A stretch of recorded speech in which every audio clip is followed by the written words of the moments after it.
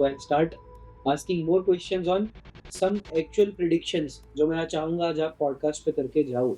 महीने ऐसे भी आएंगे जहां पर you'll see stock market completely crashing और ये पीरियड भी आप देखेंगे gold silver will touch ever highest and I think एक समय ऐसा भी आएगा लोग सोचेंगे कि गोल्ड और सिल्वर अब खरीदना नहीं है। तो कॉर्पोरेट्स में बिजनेस में बहुत सारे जॉब्स कट होंगे and there be lot of technology shift. Global level की पॉलिटिक्स की मैं बात करूँ तो बहुत से पॉलिटिशियंस में देयर में बी लॉट ऑफ चेंजेस। इसमें किसी बड़े पॉलिटिशियन का असैसिनेशन का भी चांसेस बन रहा है।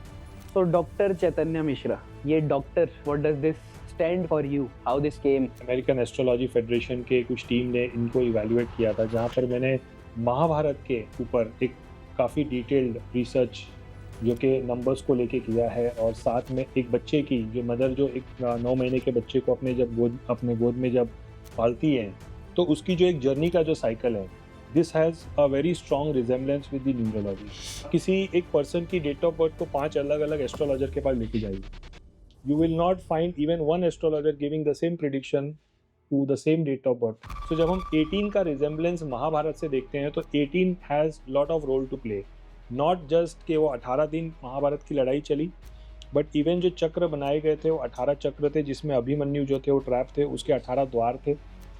18 लाख सैनिक जो थे, वॉरियर जो थे, इस महाभारत के युद्ध में कंट्रीब्यूट कर रहे थे।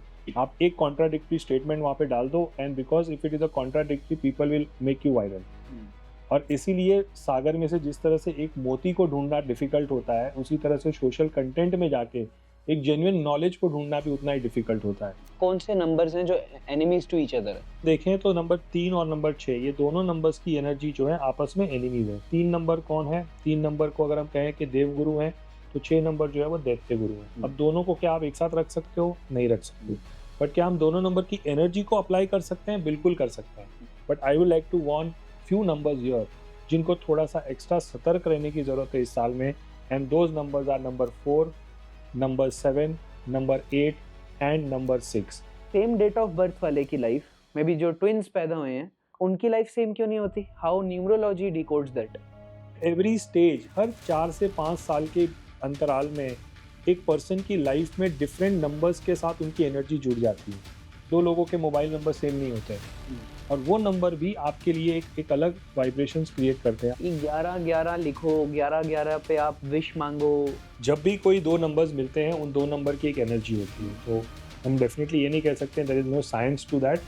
साइंस भी है, एनर्जी भी है और पावर भी है। क्या न्यूमरोलॉजिकल सिग्निफिकेंस रही है उन्हें नरेंद्र मोदी बनाने के लिए? इनकी जो मूलांक है वो 17 से 8 आ रही है। Now this 17 is considered as a input number. और मैं ये बता दूं कि आने वाले 10 सालों तक भी मोदी जी जो है वो अपनी इसी पोजीशन पे बरकरार रहेंगे। They say history repeats itself, but what if I just told you it calculates itself? Majority of the people sitting out there, retired professionals, women, housewives, students, working professionals, सबके सबको ये लगता है कि 2026 is just another year on the calendar. पर if you look at the hidden maths and the vibrations behind the world's major shifts, जैसे कि wealth transfers, geopolitical shifts, personal breakthroughs, गिरना चढ़ना चीजों का, there is only one man who saw it coming before anyone else. Yes, so we are talking today about Dr. Chaitanya Mishra, who has joined us on this podcast. Thank you very much for calling me here for a podcast, and I think this is the right time where the energies for everybody can connect with numerology. Thank you for inviting me. Great sir. Sir देखो बहुत ज़्यादा curiosity है सबके मन में। मैं आपके साथ आपकी इंट्रोडक्शन सबको बताना चाहूँगा, सब जानना चाहेंगे, मैं भी जानना चाहूँगा। मैं भी शायद I know only 40% of your original pedigree और पोर्टफोलियो जिसे हम कहते हैं। पर बिफोर दैट जो एक क्यूरियस क्वेश्चन है सबके दिमाग में, is 2026 going to be a really really volatile year for us? Give us straight. So before I say, I mean जैसे कि आपने देखा 2026 की अगर मैं टोटल कैलकुलेशन करूं तो it adds to a number 1। Number 1 का मतलब होता है पावर, और पावर से पावर जीता जाएगा।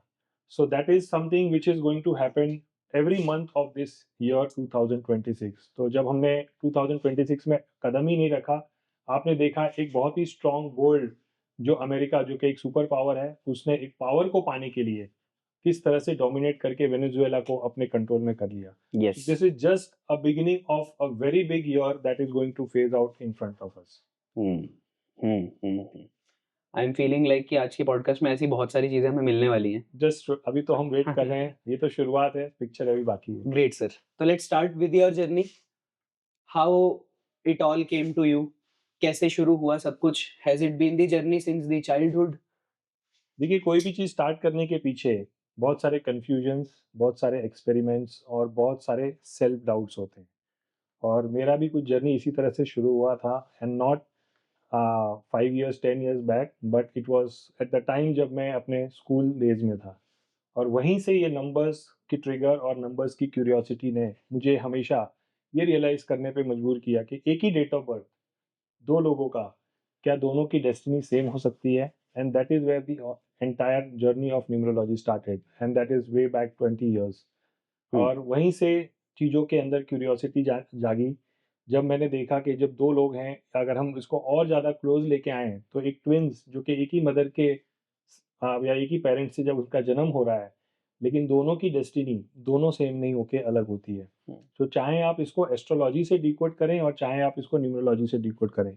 अगर मैं यहाँ पर एक बोल्ड स्टेटमेंट दूँ कि अगर एस्ट्रोलॉजर दोनों की डेट ऑफ बर्थ को सेम टाइप प्रेडिक्ट करेगा, लेकिन अगर हम यहाँ पर न्यूमरोलॉजी से बात करें, तो we can definitely have a different predictions for the same person who is born from the same parents, wherein not just the date of birth that will derive or define a person's destiny, but there are other aspects, other elements like their compatibility, like their profession, like their career, like their partner, or even for that matter, अगर हम बात करें तो नाम में क्या रखा है, तो नाम में ऐसे ऐसे कोड्स छुपे हुए हैं जिनको हम अभी इस पॉडकास्ट के जरिए डिकोड करने वाले हैं. So yes, from there the journey started, and मुझे लगा कि नहीं, इस जर्नी में डेस्टिनी तब जानी क्रिएट की जा सकती है जब आप नंबर्स और अंकों को सही तरह से डिकोड करना सीख जाओ. और इसीलिए मैं कहता हूँ अंक बोलते हैं. Right right. पर why only numerology. Didn't astrology fascinate you enough. See, every subject, every science, obviously अगर हम न्यूमरोलॉजी, ऑकल्ट की कोई भी सब्जेक्ट उठा लें, तो it is all about a science, it is all about energy जो हम डिकोड करते हैं in different forms, in different veg.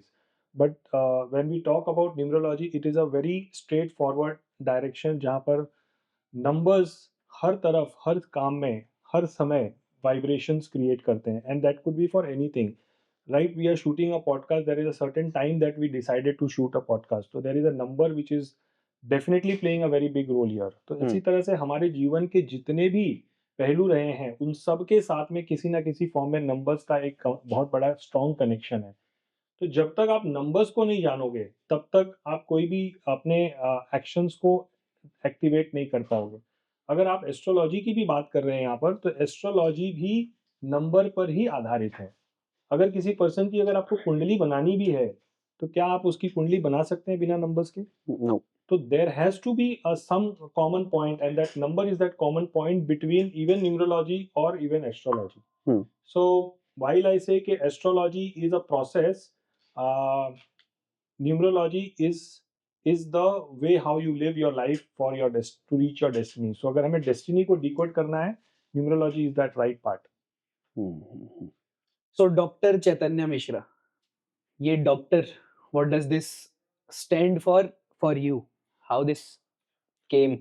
So this started in 2015, जहाँ पर मैंने अपने कुछ ऐसे थीसिस और कुछ ऐसे रिसर्च जो कि नंबर्स को लेकर ही स्टार्ट किया था, न्यूमरोलॉजी से रिलेटेड. और आई थिंक कुछ हमारे अमेरिकन एस्ट्रोलॉजी फेडरेशन के कुछ टीम ने इनको इवैल्यूएट किया था, जहाँ पर मैंने महाभारत के ऊपर एक काफ़ी डिटेल्ड रिसर्च जो कि नंबर्स को लेके किया है, और साथ में एक बच्चे की, जो मदर जो एक 9 महीने के बच्चे को अपने गोद में जब पालती है, तो उसकी जो एक जर्नी का जो साइकिल है, this has a very strong resemblance with the numerology, and that makes us believe कि how numbers play a very very strong impact of vibrations on human as well as around us. So that is where this entire journey started, from where I was felicitated and honored by the American Federation of Astrology for my research and contribution for the subject numerology. Until then, I had already contributed around 10 to 15 years in this subject. So this Henri that you are talking about, क्या ये is it an easy going process, सबको मिल जाता है कि there are only few selected participants और aspirants? Success का कोई ईज़ी शॉर्टकट तो होता नहीं है, आपको वागीश ये तो वेरी पता ट्रू, ही होगा। Very true. और इसीलिए आई थिंक जब 5-7 साल आपने कंप्लीट डीप डाइव किया है एक सब्जेक्ट के अंदर, और तब जाके अगर कहीं पर इसका रिकग्निशन होता है, तो ऑन एन एवरेज मेरे ख्याल से 12 या 15 लोगों को ही सेलेक्ट किया जाता है for annually. This kind of reward, I call it. And yes, उस समय इंडिया से आई थिंक देयर वर 2 और 3 candidates who were shortlisted. Out of Hmm. that, I was the one who was chosen for this. And that with that success, जो ये thesis और जो research है, इसको भी हमने आगे चल के इसको पेटेंट कराया, सो दैट लोग इसे जान सकें और डिटेल में। और उसके बाद, और अगर मैं हमेशा एक बिलीफ रखता था कि भगवत गीता से हम अपने कोई भी क्वेश्चन का आंसर डिकोड कर सकते हैं। Yes. और मुझे ये हमेशा बिलीव था, और उसी के बेसिस पे मैंने रियलाइज़ किया कि मैंने अपने महाभारत से या गीता के ऊपर न्यूमरोलॉजी के कई सारे ऐसे एलिमेंट्स को डिकोड किया है, which has given me that strong belief कि नंबर्स डोंट लाई और अंक बोलते हैं।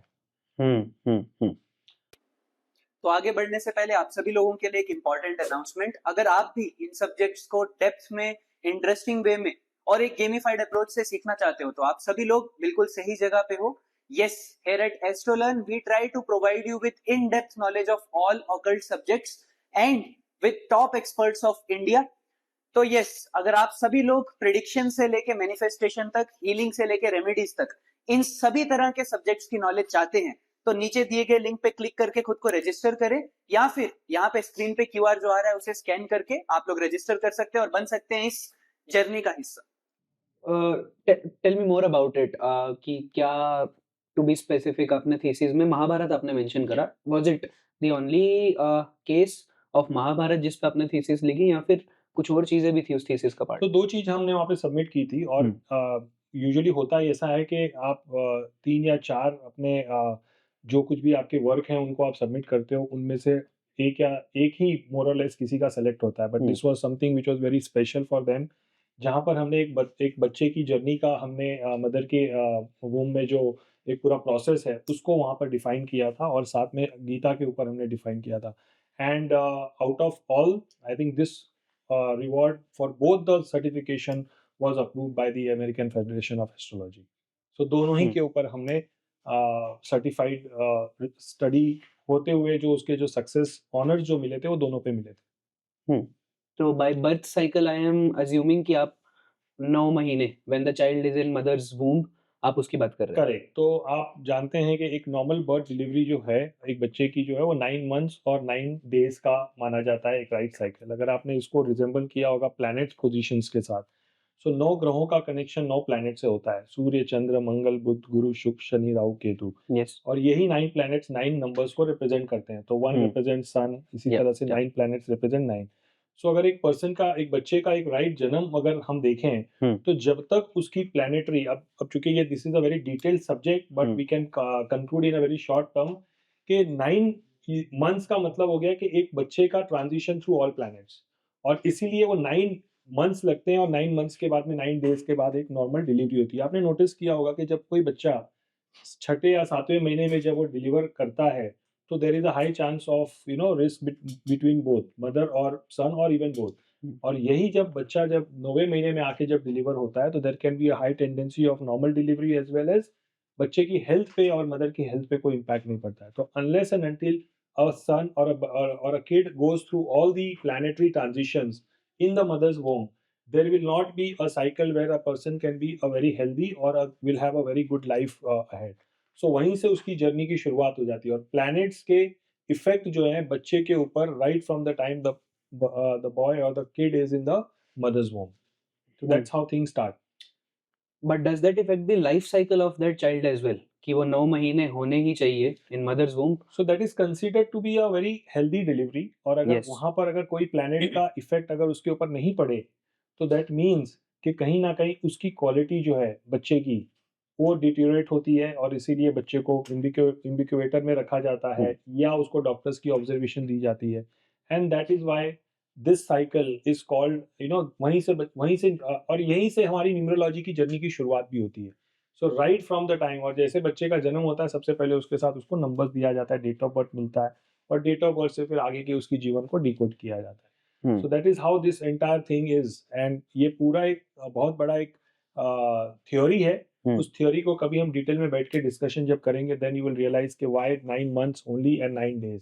Why not 5 months? Why not 3 months? Or why not 12 months? So that is the main concept कि 9 planets, which means 9 months in a mother's womb. Pseudo science इसे usually call किया जाता है. क्यों? क्योंकि तो I also keep on doing research mythological चीज़ों में, स्पिरिचुअल चीज़ों में. मैं भी I keep on reading books इन्हीं सब चीज़ों पर. तो जिस तरह से एस्ट्रोलॉजी का संचार हुआ है, एस्ट्रोलॉजी का origin was from the times of Samudra Manthan, जहाँ पे पराशर ऋषि ने, so there were multiple instances, Parashar Rishi, Bhrigu Rishi के. तो it makes astrology more believable, क्योंकि तब से आ रहा है, people have been using it since then. क्यों न्यूमरोलॉजी को इतना डिग्रेडेड दिखाया जाता है सबके सामने? जो उसकी इमेज, पिक्चर, विजुअलाइजेशन जो होती है, वो हमेशा जब when it is compared to astrology, I am sure बहुत सारे न्यूमरोलॉजी हेटर्स जब देखेंगे तो वो न्यूमरोलॉजी एक्टिविस्ट्स तो वो आकर इसे यही अभी भी यही गलत ठहराएंगे कि numerology is not that accurate of a science, it is just वेग थिंग्स बीइंग स्पोकन अबाउट. कि आप न्यूमरोलॉजी से कभी भी प्रिसाइज चीजें नहीं बोल सकते. आप न्यूमरोलॉजी से टेंडेंसीज की बात करते हो. It is not pin Poynting the problems. It is always about probabilities, which is not the case in Vedic astrology. So how would you clarify, justify this See, situation? while I will say all sciences have a so obviously we call them a science because there is a lot of fact behind it. There's a lot of science behind it. और इसीलिए अगर आप एक numerology की और astrology की, यार it is not a direct comparison anyway, but मैं आपको एक सिंपल सा एक एग्जांपल उदाहरण देता हूँ. आप किसी एक पर्सन की डेट ऑफ बर्थ को 5 अलग अलग एस्ट्रोलॉजर के पास लेके जाइए, you will not find even one astrologer giving the same prediction to the same date of birth. I mean, there will be a lot of variation between all 5. अब आपको मैं numerology का एक सिंपल एग्जांपल देता हूँ. अगर किसी भी न्यूमरोलॉजिस्ट के पास में वही डेट ऑफ बर्थ ले जाइए, you will find 80% of the things which being talked is common between all the 5 numerologists. So this automatically clarifies the cloud के यहाँ पर आप एक डेट ऑफ बर्थ से किसी की जब प्रिडिक्शन कर रहे हो और पांचों के पांचों जब सिमिलर टाइप की प्रिडिक्शंस कर रहे हैं, now you know the fact के दोनों ही के बीच में किस लेवल का वेरिएशंस है. So that is where it gives me a strong belief कि numerology has a long very strong power to hold in today's life where everything is evolving around numbers. आप जिस नंबर मोबाइल को use कर रहे हो उस mobile के पीछे नंबर्स की एनर्जी है. हम जिस टाइम पर आज इस पॉडकास्ट को शूट कर रहे हैं इसके पीछे भी एक नंबर्स की एनर्जी है. हम जो गाड़ी यूज कर रहे हैं उसके पीछे भी एक नंबर्स की एनर्जी है. हमारे हर एक्शन के पीछे एक नंबर की एनर्जी है. And this makes me feel more strong, give me a strong believe that you know numerology has a lot of power to play और अ रोल टू प्ले. अभी हमने एग्जांपल लिया Venezuela और America का. Yes. यहाँ पर just year की शुरुआत नहीं हुई और एक पावर ने पावर को पाने के लिए जो है पूरी तरह से अपना कोई प्लान नहीं था, कोई एक्शन नहीं था. It just suddenly happened, which means a new thing will start in this year, and it started with by acquiring power by a powerful person. Restart that Restart, yes. that we are talking about. All right. Mahabharat का भी आपने mention करा कि महाभारत पे भी आपने कुछ उसके चैप्टर्स पे that we were talking about before this podcast as well, कि आपने उसके अध्याय पर रिसर्च कर रखी है कि जो 18 अध्याय हैं हमारे, वो 18 अध्याय 18 ही क्यों हैं? This question never came into my mind as well कि वो 18 ही अध्याय क्यों हैं?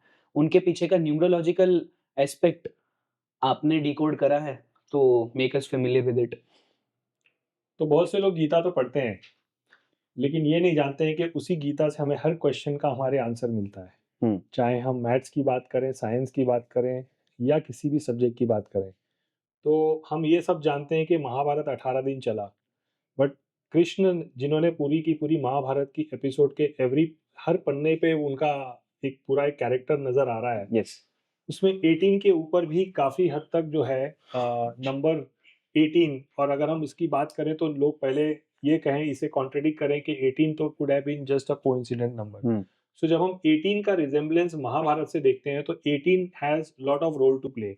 नॉट जस्ट कि वो 18 दिन महाभारत की लड़ाई चली, बट इवन जो चक्र बनाए गए थे वो 18 चक्र थे, जिसमें अभिमन्यु जो थे वो ट्रैप थे, उसके Yes. 18 द्वार थे। 18 लाख सैनिक जो थे, वॉरियर जो थे, इस महाभारत के युद्ध में कंट्रीब्यूट कर रहे थे। और इसीलिए कुरुक्षेत्र की जमीन, जो कि आज भी वहाँ की मिट्टी लाल है, क्योंकि वहां पर इतना खून बहा था कि उस मिट्टी का रंग जो है वो आज लाल हो चुका है already, I mean it's already red. इसी तरह से 18 अलग अलग जगह पर जाके युद्ध हो रहे थे, यानी कि जो लड़ाई के लिए अलग स्पॉट्स बनाए गए थे, जगह बनाई गई थी, वो टोटल 18 जगह थी। तो it can not be a coincidence everywhere. और इस 18 का रिजेम्बलेंस भी जो है हमारे पावर, जैसे अभी हमने 1 की बात की, तो पावर और नंबर 8, तो यहाँ पे 2 प्लैनेट्स मिल रहे हैं। एक नंबर जो कि सूर्य, जो कि पावर को रिप्रेजेंट करता है, और 8 नंबर जो कि शनि, जो कि धर्म को रिप्रेजेंट करता है। इसीलिए महाभारत को धर्म युद्ध का नाम दिया गया। पावर को पाने का, हाँ, पावर को पाने के लिए दुर्योधन ने जिस तरह से पूरा का पूरा महाभारत का एपिसोड रचा, और इन दोनों के साथ में जो एनर्जी बन रही है, ये 1 और 8 का, वो बन रही है 9। 9 का मतलब होता है मंगल, एग्रेशन एंड खून खराबा। सो ये सारा का सारा अगर आप कैलकुलेशन अगर आप चेक करेंगे, तो 1 + 8 will give a energy of number 9, which means disruption and mass disruption. क्योंकि एक पावर है तो लार्जर देन लाइफ, और नंबर 9 जो कि जस्टिस है, तो धर्म के लिए युद्ध लड़ा गया और पावर पाने के लिए। और क्यों पावर? बिकॉज दुर्योधन को चाहिए था कि वो पांडवों को हराएं और वो उनको राजगद्दी मिल जाए। So this is where entire Mahabharata had a lot of role to play. We can have a long discussion around this. So 1 और 8 का अगर हम बात करें यहाँ पर, तो थोड़ा सा इसको डिटेल आउट करते हैं। देखिए, 1 नंबर जो है सूर्य को रिप्रेजेंट करता है, और 8 नंबर शनि को रिप्रेजेंट करता है। अब दुर्योधन जानते थे कि चूंकि वो, उनको Yudhishthira was the right person for the राजगद्दी, या जिसको हम कह सकते हैं कि पावर। पर दुर्योधन चूंकि उनके अंदर ईगो, एग्रेशन, ये सारी चीजें जुड़ी हुई थी, तो उन्हें ये था कि हम किसी तरह से पांडवों को हरा के हम इस युद्ध में जो है आगे बढ़ सकते हैं और हम पावर ले सकते हैं। लेकिन पांडवों को ये पता था कि ये गलत है और ये अन्याय है, और ये 8 नंबर जो कि जस्टिस को रिप्रेजेंट करता है, इसीलिए पांडवों ने सोचा कि अगर हम कम भी हैं या कमजोर भी हैं, तो भी हम इस युद्ध को जीतेंगे फॉर द जस्टिस से, और इसीलिए इसको धर्म युद्ध का नाम पड़ा। और अगर ये 1 और 8 की एनर्जी की अगर हम बात करें, तो न्यूमरोलॉजी में कहा जाता है 1 और 8 ये दोनों आपस में सौतेले। अगर हम एस्ट्रोलॉजी पे भी जाएं अगर थोड़ा फॉर अ सेक्शन, तो यहाँ पर 1 और 8 जो है, सूर्य और शनि आपस के सौतेले भाव बेटे हैं। They are enemy of each other. और जब ये दोनों साथ मिलते हैं, तब ये कोई ना कोई गलत काम करवा देते हैं या कोई डिस्ट्रक्शन क्रिएट करते हैं। और जब क्यों करते हैं? बिकॉज 1 और 8 की एनर्जी मिलके बन रही है नंबर 9 की एनर्जी, विच इज मंगल। और मंगल का मतलब है कि there is going to be a lot of problems because of unity of these two numbers. तो ये दोनों नंबर जब मिलते हैं, तो ये क्रिएट करते हैं अ वॉर टाइप सिचुएशन, और Mahabharata is nothing like less than a war. So, sir, what is the actual scope of numerology in the current year and in the upcoming years in terms of profession, या फिर as a subject in particular when compared to other forms of spirituality? So numerology is a everyday science. अगर हम बात करें, जैसे कि start में we had a discussion के एस्ट्रोलॉजी का और न्यूमरोलॉजी का स्कोप क्या है, तो astrology can be a predictive science for a periodic science, जिसको हम कहते हैं periodic science. It is not a everyday science. In the similar form अगर हम न्यूमरोलॉजी की बात करें, it is a everyday science. When I say everyday, it is something which is got to do with every task of yours. चाहे आप एक corporate level पे हो, या आप एक हाउस वाइफ हो, या आप किसी भी फील्ड में हो या किसी भी प्रोफेशन में हो। I give you an example. आप मोबाइल यूज़ कर रहे हो, उसके साथ नंबर्स का कनेक्शन है। आजकल तो हमारे साथ में हर तरफ इलेक्ट्रॉनिक्स और गैजेट्स हैं। हर चीज़ के साथ में कहीं ना कहीं नंबर्स का कोड छुपा हुआ है। अगर हम पासवर्ड यूज़ करते हैं, वहाँ पर नंबर्स हैं। हम गाड़ी यूज़ कर रहे हैं, वहाँ पर नंबर्स हैं। हमारी ऐसे कोई भी, मैं आपको पूछता हूँ कि you think and let me know कि कोई भी ऐसा कोई कैलकुलेशन आप बता दो जिसमें नंबर्स नहीं है, and you will get your answer. You can not have one imagination also जहां पर नंबर्स के बिना आप कोई काम कर सको, whether it is a time or whether it is an action. So numerology is an action, I would say. So it is an integral part of a routine. Yes, जिस तरह से हमें ऑक्सीजन की जरूरत पड़ती है जीने के लिए, उसी तरह से numbers, I call it as an oxygen of today's life. But sir, still, let's be real. There are thousands of people on YouTube calling themselves as authentic numerologists, reading birth dates, making just useless vague promises to people. इस वजह से to a logical mindset like mine या like anyone else following them, it sounds like एक तरह से coincidence या scam मैं कहूँगा कि इसीलिए न्यूमरोलॉजी लेस बिलीवेबल लगने लग गई है। तो why should anyone believe that a simple number, simple digit like 1 or 2 or 3 would create such an impact कि आपकी लाइफ कंट्रोल करेंगे, इतने बड़े major shifts ups and downs लाएंगे। तो in short I need more proof for this कि क्यों ये नंबर्स कैसे कंट्रोल करेंगे। तो जिस तरह से आप आज के तारीख में किसी भी दवाई का नाम अगर आप गूगल पे टाइप करते हो तो आपको हर मेडिसिन के पीछे उसका रिजल्टिंग फैक्टर क्या है या वो किस लिए काम आता है वो आपको पता चल जाता है। अगर इसी तरह से अगर हम हर चीज़ को यूट्यूब या गूगल से सर्च करके अगर राइट सोल्यूशन पा जाते हैं तो हमें टीचर्स की ज़रूरत नहीं पड़ती, हमें स्कूल यूनिवर्सिटी की ज़रूरत नहीं पड़ती, हमें डॉक्टर्स की ज़रूरत नहीं पड़ती, हम हज़ारों रुपए का कंसल्टेशन डॉक्टर्स को नहीं देते। Very true. तो उसी तरह से अगर हम आज के तारीख में बात करें, one wrong video will give rise to, अब सोशल मीडिया में आपको अगर वायरल बनना है तो बहुत इजी है, आप एक कॉन्ट्राडिक्टरी स्टेटमेंट वहां पे डाल दो and because if it is a contradictory people will make you viral. और इसीलिए सागर में से जिस तरह से एक मोती को ढूंढना डिफिकल्ट होता है उसी तरह से सोशल कंटेंट में जाके एक जेन्युइन नॉलेज को ढूंढना भी उतना ही डिफिकल्ट होता है। So to find that you need to start analysing things for your own self. और नंबर्स को जिस तरह से आप डिकोड करते हो यूट्यूब पर और सोशल मीडिया पे, मैं सॉरी टू से मैं भी सोशल मीडिया पे काफ़ी सारी चीज़ों को पोस्ट करता हूँ, but 90% of the things which you see there, they are leaked version, or I would say that they are the versions which you should not be looking at.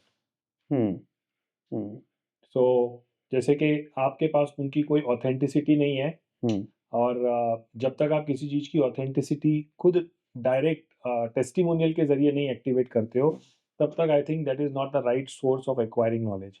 और यही मैं अपने स्टूडेंट्स को भी सिखाता हूँ। आपको कंटेंट बहुत मिल जाएंगे, आपको सोशल मीडिया पे पोस्ट बहुत मिल जाएंगे, लेकिन जब तक गुरु बिना ज्ञान नहीं, कहते हैं ना, तो बिना गुरु के आप चाहे नॉलेज एक्वायर तो कर लोगे लेकिन उसको प्रोसेस में कैसे लाना है, उसको इम्प्लीमेंटेशन में कैसे लाना है। टीचर जब एक स्टूडेंट को पढ़ाता है तो वो नॉलेज नहीं देता है, वो एक प्रोसेस सिखाता है और उस प्रोसेस से एनर्जी क्रिएट होता है। So I think with the advancement of technology ये चीज़ें बढ़ेंगी, सोशल कंटेंट्स और बढ़ेंगे, लेकिन उससे ज़्यादा इम्पोर्टेंट है कि आप एक राइट टीचर को, जिस तरह से एक टीचर का उंगली पकड़ के, जैसे हम अपने पेरेंट्स का उंगली पकड़ के बढ़ना और चलना सीखे हैं, उसी तरह से नंबर्स और न्यूमरोलॉजी की अगर असली ज्ञान चाहिए तो सोशल मीडिया के पीछे ना जाके आपको एक राइट गुरु का एक राइट ब्लेसिंग लेके ही आप आगे बढ़ सकते हो। So that is where I think there is a gap. Content में भी and but the right content to find a the right teacher or the right subject is going to be even more difficult in the years to come. Yes, because there is flooding in the ecosystem. True.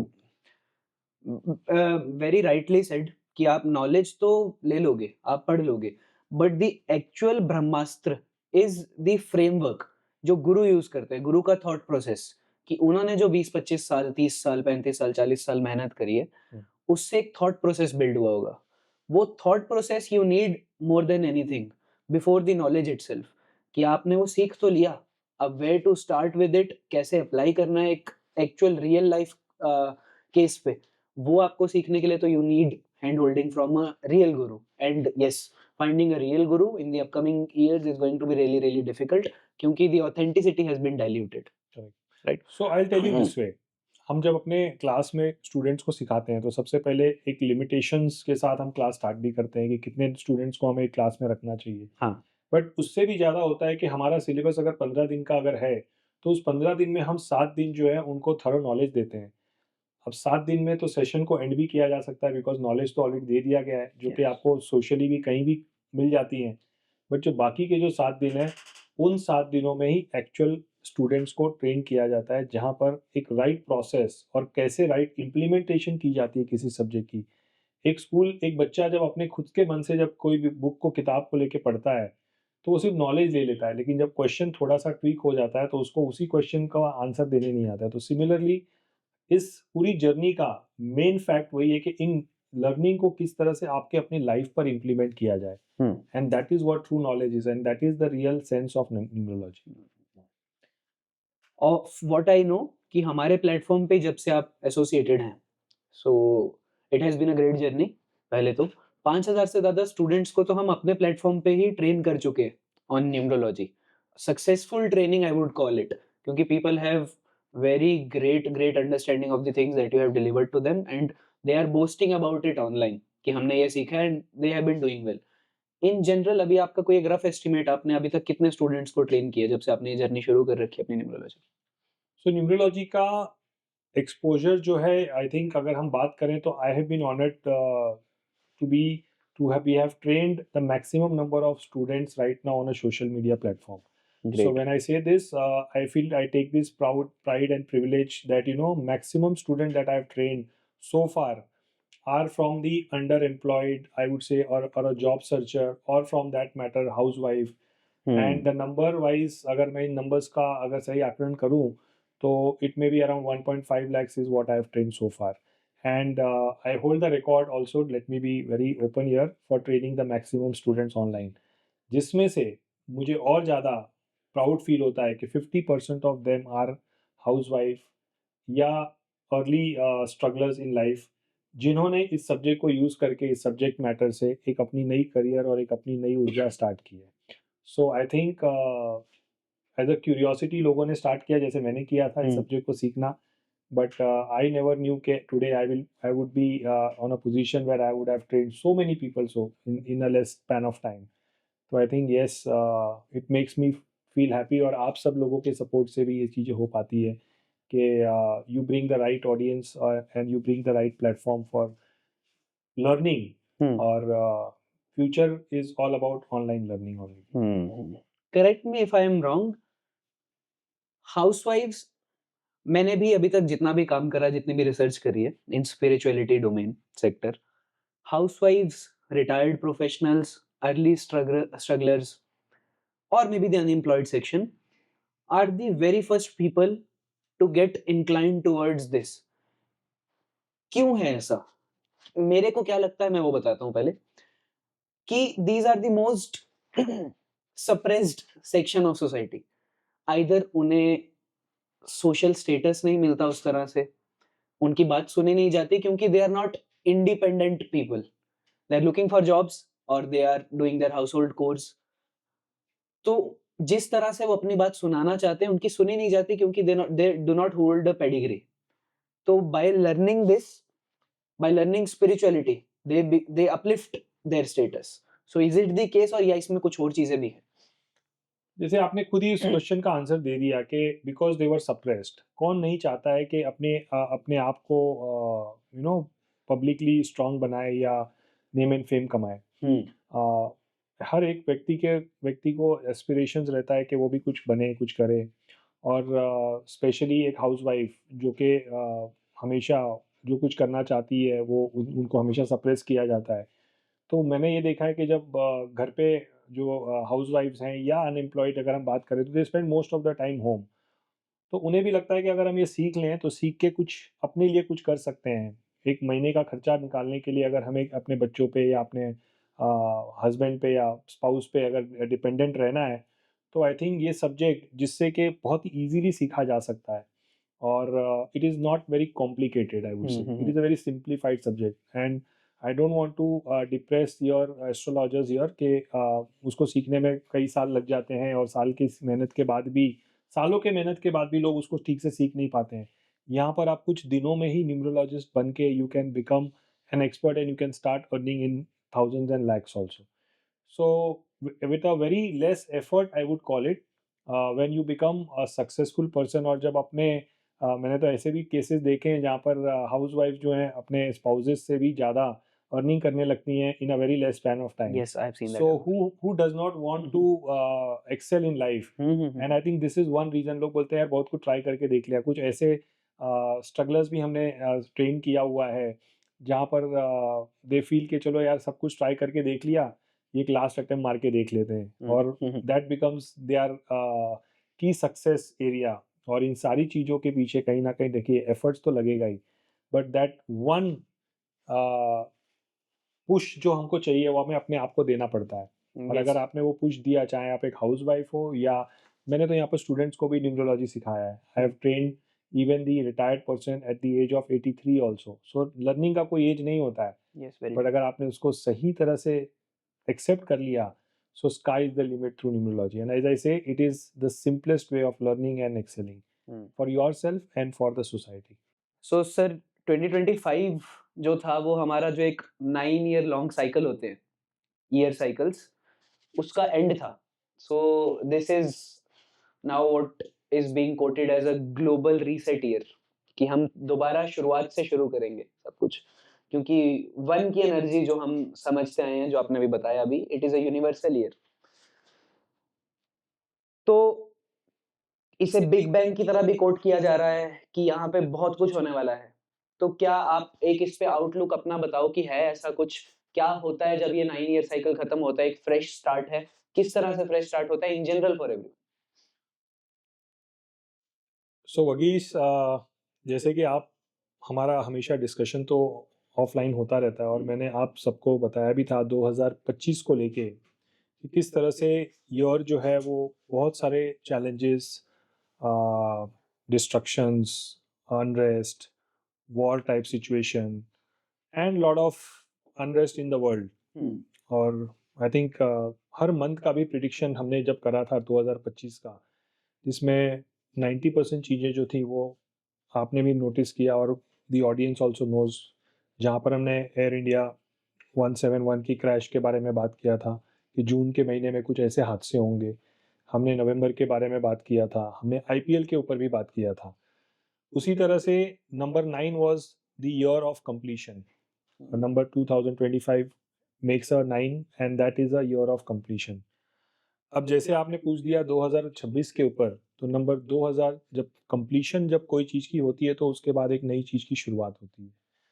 सो 2026 मैं अपने audience को बताना चाहूँगा आपके माध्यम से कि it is a new start, it is a new beginning.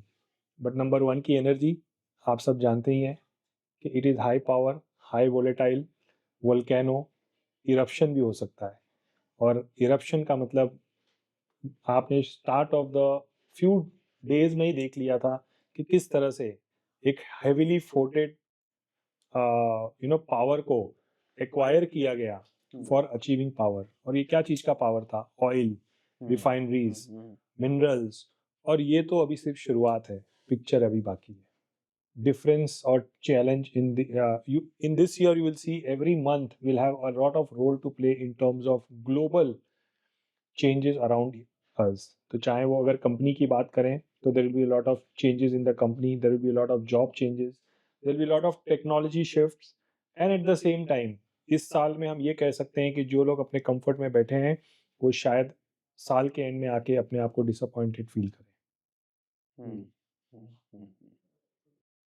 अब आपने जो ये जर्नी शुरू करी है बताने की, तो मैं अब तो चाहूंगा कि आप टिपिकली पिन पॉइंट भी करें लोगों को। तो I start asking more questions on some actual predictions, जो मैं आज चाहूंगा आज आप पॉडकास्ट पे करके जाओ, जो 6 महीने बाद, 7 महीने बाद, व्हेन दे कम ट्रू, तो पीपल कैन डिसाइड कि yes, doctor Chaitanya said it very rightly at that time कि ये होना था। तो then they can cross validate the power of numerological predictions। करेंगे, प्रोसीड करेंगे उस पर धीरे धीरे। I'll ask you more about people, individuals and some national level predictions and some international level predictions। I am sure आपने कर रखी होंगी, बहुत सारी चीजें आप अपने एनालिसिस में इंक्लूड करते होंगे पहले से। क्या क्या आप आज रिवील कर सकते हैं? तो I try to dig more and more into it. Yes, but before that, everyone including me is worried about economy, inflation, stock market. So this year being the year of one sun, the new beginnings, are we looking at massive wealth creation, or are we looking at a total collapse of the old financial systems? जैसे कि मैंने कहा कि अगर आप अपने comfort zone से बाहर आएंगे, अगर आप कुछ नया करेंगे, if you want to bring a change in you, unless and until you do that, या अगर हम ग्लोबली भी बात करें या अगर हम किसी कंट्री की भी बात करें, तो अगर आप जब तक अपने ऑर्थोडॉक्स स्टाइल से बाहर नहीं आएंगे तब तक आपको वो रिजल्ट जो आप चाहिए वो आप अचीव नहीं कर पाएंगे। सो यस, इस साल में there will be a lot of financial unrest also. कुछ महीने ऐसे भी आएंगे जहां पर you will see a stock market completely crashing, और ये पीरियड भी आप देखेंगे, और साथ में आप ये भी देखेंगे कि इकोनॉमी के अंदर कहीं ना कहीं बूम भी आया। Gold silver will touch ever highest, and I think एक समय ऐसा भी आएगा लोग सोचेंगे कि गोल्ड और सिल्वर अब खरीदना नहीं है। So there will be a lot of changes on every sector. Even oil will go in a very bullish phase in this year, जहाँ पर आप देखेंगे कि there will be a lot of unrest with regards to fuel or with regards to oil. So जो global countries हैं और जो powerful countries हैं वो अपने आप को और powerful बनाने के लिए there may be some unethical practices that they may also take up. So this all is going to happen in this year. और corporate और businesses की बात करें तो कॉर्पोरेट्स में, बिजनेस में बहुत सारे जॉब्स कट होंगे, and there be lot of technology shift, और इसीलिए maximum jobs that will shift towards the technology part, जिसमें एआई का ऑलरेडी आप सबने लास्ट ईयर देखा कि there has been a boom, and that will be a new phase or a new no we can call it as a new normal, where all the companies or most of the companies would shift towards AI and technology for growth and for business, जहाँ पर jobs भी जाएंगी world wide and even in India. एक step down और आते हैं, किन birth dates को एक्चुअली वरी करने की जरूरत है? They need to hide their cash and just wait for this year to pass, या कुछ मतलब they they they should be concerned, और कौन सी ऐसी डेट ऑफ बर्थ हैं जिनके लिए ये एक गोल्डन एग अपॉर्चुनिटी है कि इस साल तो अच्छा पैसा छापा जाएगा? आपने एक ऐसा क्वेश्चन पुश किया है जो मैं किस जिसका आंसर देके मैं किसी को यहाँ पर निराश या रादर में डिसअपॉइंट नहीं करना चाहता हूँ। This year is good for every number in a way, अगर मैं बात करूँ, बट जैसे कि मैंने कहा कि ये साल जो है पावर पाने के लिए पावर का इस्तेमाल किया जाएगा। हर नंबर की एक अपनी पावर होती है, तो अगर आप अपने नंबर की पावर को समझते हो तो every number will give you और deliver a right result for you. जैसे अगर हम बात करें नंबर 1 की, तो नंबर 1 में पावर और ईगो, तो अगर आपने अपने ईगो को कंट्रोल रखा तो यू कैन अचीव पावर। इसी तरह से अगर हम नंबर 2 की बात करें, तो अगर आपने अपने इमोशंस को कंट्रोल रखा तो यू कैन अचीव पावर। अगर आपकी 3 की अगर नंबर की एनर्जी है और अगर आपने 3 नंबर से रिलेटेड अगर आपने अपनी क्रिएटिविटी को एक्टिव रखा, आपने अपने कंफर्ट जोन से आप अपने आप को बाहर निकाले, तो you can also achieve, number 3 can also achieve success. 4 is related to technology, अगर आपने राइट टेक्नोलॉजी शिफ्ट किया एट द राइट टाइम, तो इवन नंबर 4 वाले जो हैं वो अच्छा सक्सेस हासिल कर सकते हैं। 5 नंबर जो कि अपने लेजी एटीट्यूड से अगर बाहर आ जाए, तो उनके लिए नंबर 5 वालों के लिए भी ये साल जो है वो काफ़ी इफेक्टिव हो सकता है। नंबर 6 वाले जो कि यूजुअली अपने शो ऑफ के बिजनेस में ज़्यादा रहना पसंद करते हैं या जो शो शाइन करते हैं, तो वो अगर अपने आप को डिसिप्लिन लेके आए अपनी राइट जो प्रोफेशन से रिलेटेड या करियर से रिलेटेड चीज़ों के अंदर, तो they can also achieve great success. Number 8, आप अपने कर्मा को प्लान करो, राइट तरह से डिसिप्लिन करो, तो आपको भी अच्छा रिजल्ट मिल सकता है। नंबर 9 जो कि हाई एनर्जी का है, अगर आपने अपनी एनर्जी को राइट चैनलाइज किया तो you they can also see good success. तो इन टोटलिटी अगर हम बात करें, सो हर नंबर की राइट एनर्जी के साथ अगर आपने ब्लेंड किया नंबर 1 को, जैसे चाय में अगर आपको शुगर ज़्यादा चाहिए तो आप जब ज़्यादा शुगर डाल देते हो तो that can create a diabetic environment. उसी तरह से हर नंबर के अंदर अगर आपने नंबर 1 की एनर्जी ऐड की, so that one energy will give you a different type of result. That resulting factor will become the success or failure of any number. But I would like to warn few numbers here जिनको थोड़ा सा extra सतर्क रहने की जरूरत है इस साल में, and those numbers are number 4, number 7, number 8 and number 6। तो अगर यहाँ पर देखा जाए तो इन लोगों के लिए ये ईयर जो है बाकियों के कंपैरिजन में ज़्यादा एफर्ट्स डालने वाला है, और यहाँ पर एक छोटी सी गलती बड़ी मिस्टेक हो सकती है। तो सर मैं भी फॉलो करता ही हूँ, क्योंकि तो आपकी कुछ लास्ट ईयर की प्रिडिक्शंस थी दैट केम ट्रू, जो आपने 6-6 7-7 महीने पहले प्रिडिक्ट कर दी थी, from the time they actually took place. तो आप उन उन प्रिडिक्शंस के बारे में थोड़ा-सा सबको एक बार वापस से हाइलाइट कीजिए कि आपने वो जो साल-साल पहले प्रिडिक्शंस करी थी and they came true after 6-7 months, वो क्या क्या थी? What I am aware of, आपने जो इंडिया पाकिस्तान का टर्मोइल था, सिचुएशन था, that you had predicted earlier. Israel वाला जो था प्रॉब्लमेटिक सिचुएशन, जो जो हाई वॉलेटिलिटी हो गई थी, वो भी आपने प्रिडिक्ट कर रखा था। आईपीएल वाला सिनेरियो भी आपने प्रिडिक्ट कर रखा था। इसके अलावा भी चीजें हैं, तो make us familiar with it as well. So वैसे तो लास्ट ईयर काफ़ी सारे प्रिडिक्शंस करे गए थे, और जो सबसे पहला प्रिडिक्शन किया गया था जनवरी का महाकुंभ का, एक बहुत बड़े स्पिरिचुअल गैदरिंग जो कि वर्ल्ड लेवल पे मॉनिटर किया जा रहा था जब हमारा महाकुंभ प्रयागराज में हुआ था। यस। उस समय भी आपको याद होगा कि हमने हमारे पॉडकास्ट के ज़रिए किसी पॉडकास्ट में कहा था कि इस साल स्टार्ट तो हुआ है but it will not start with a very great note. और कुंभ के अंदर भी, महाकुंभ के अंदर वैसे 65 करोड़ लोगों ने वहाँ पर डुबकी लगाई थी आस्था के नाम पर, बट वहाँ पर भी क्योंकि नंबर 9 की एनर्जी थी, मंगल की एनर्जी, और आग और पानी दोनों आपस में एक दूसरे के दुश्मन हैं। इसीलिए आपने नोटिस किया होगा कि महाकुंभ में जहाँ पर एक आस्था के नाम पर इतना बड़ा गैदरिंग हो रहा था, वहाँ पर 4 बार आग लगा। 3 से 4 बार अलग-अलग जगह पे आग लगी, और ना कि सिर्फ आग ही, बट वहाँ पर भी एक ऐसा स्टैम्पेड हुआ जो कि अनफॉर्चुनेट था, जहाँ पर बहुत सारे लाइफ को मतलब वहाँ पर अपना लाइफ खोना पड़ा। This was something which was destined to happen, and this was because of the number energy, power energy.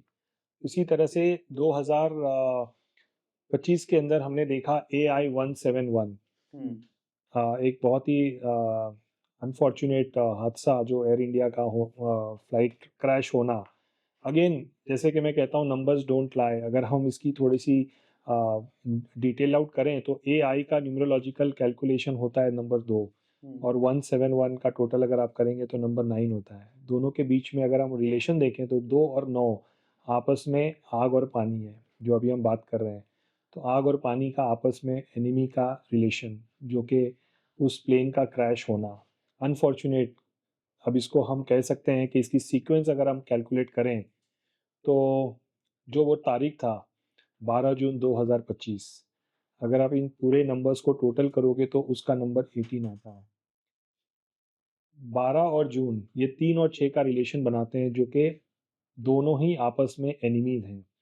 एक एक गुरु है और एक शुक्र है, दोनों आपस में दुश्मन। और उसी प्लेन में हमारे एक बहुत ही जाने पहचाने हमारे पॉलिटिशियन जो वहाँ उसमें थे, उनका भी कनेक्शन अगर हम देखें नंबर्स के साथ, तो उनकी गाड़ियों का रिजेम्बलेंस, उनके गाड़ियों के नंबर्स का रिजेम्बलेंस, ये सभी नंबर्स 6 और 3 से रिलेट कर रही थी। And that date itself is totaling to compound number 18। ये 18 का मतलब हो गया 1 और 8 again totals to number 9। सो ये सारा प्रिडिक्शंस लास्ट ईयर का अगर आप देखेंगे तो जहाँ पर हमारी बिलीफ सिस्टम में और ज़्यादा स्ट्रेंथ बढ़ जाता है कि नंबर्स के आधार पर अगर हम अपने जीवन को प्लान आउट करें तो इट कैन रियली चेंज और transform a lot of things. और इसकी पॉजिटिव साइड्स को यूज़ करते हुए अगर हमने इनका इम्प्लीमेंटेशन किया तो इनसे बहुत सारे सिग्नल्स क्रिएट होते हैं जो कि हम अपनी डे टू डे लाइफ को यूज़ करने में हेल्प कर सकते हैं, डे टू डे लाइफ को बेटर करने में यूज़ कर सकते हैं। रही बात इस साल की प्रिडिक्शन की, जैसे कि आपने पूछा, तो yes, this year will have a lot of up and down. Whether we talk about heads shifting of a corporate, जहाँ पर बहुत सारे सीईओज जो हैं उनके जॉब्स जो हैं एट स्टेक रहेंगे for their performances, for their growth. और इसी तरह से बहुत सारी कंट्रीज़ में भी पावर को हासिल करने के लिए बहुत सारे कंट्रीज़ में रॉन्ग प्रैक्टिसेस में भी टेकन अप। और इसका एक एग्जांपल आपने अमेरिका का देखा, which is not been accepted very positively by the world. और ये अभी जस्ट स्टार्ट हुआ है इस साल, अभी बहुत कुछ बाकी है देखना। और हर महीना, हर month we'll have a new event to show to the world। and as I say, picture अभी बाकी है, ये तो अभी ट्रेलर भी स्टार्ट नहीं हुआ है। आप नंबर्स बहुत ज़्यादा फ्रीक्वेंटली मेंशन कर रहे हो कि ये नंबर होएगा तो ये नंबर होएगा, तो how do we calculate these numbers? कैसे एक लेमैन को पता चलेगा कि उनका क्या नंबर है? उन्हें कैसे निकालना है उनका नंबर जो इस ईयर के साथ अलाइन कर रहा है कि नहीं कर रहा डेट ऑफ बर्थ में 8 या 9 नंबर्स जो हमारे होते हैं, जिसमें date which is date when we are one person is born, तो date plus month plus year. तो इस तरह से हमारे 2 स्ट्रॉन्ग नंबर्स होते हैं, जिसमें पहले हम बोलते हैं फेट नंबर, जिसको हम मूलांक कहते हैं, और दूसरा है हमारा भाग्यांक, जिसको हम डेस्टिनी नंबर कहते हैं। जब हम डेट के नंबर को टोटल करते हैं, फॉर एग्जांपल अगर आपका डेट 15 जून 2005 है, तो 15 का अगर हम टोटल करेंगे 1 + 5 that will add to number 6। So this is termed as our मूलांक, या हम इसको फेट नंबर कहते हैं। जब 15 जून 2005 या जो भी हमारा डेट प्लस मंथ और ईयर जब सबको टोटल करेंगे आप, तो इनका जो टोटल निकल के आएगा, that number is considered as the destiny number या भाग्यांक number. So the fate number and the destiny numbers are like the heart and soul of numbers. ये दोनों ही नंबर्स एक ऐसे एनर्जीज वाइब्रेट करते हैं जो आपके ओवरऑल लाइफ को गवर्न करते हैं, और आप अपने जीवन में जितने भी कैलकुलेशंस करेंगे, जितने भी नंबर्स की इम्प्लीमेंटेशन करेंगे, उसमें ये मूलांक और भाग्यांक का एक बहुत बड़ा रोल रहेगा। हम हमेशा अक्सर किसी पर्सन की, फेमस पर्सन की लाइफ को देख के सोचते हैं कि हम भी उन जैसा बने, हमारा भी लाइफ उस तरह से सक्सेसफुल हो।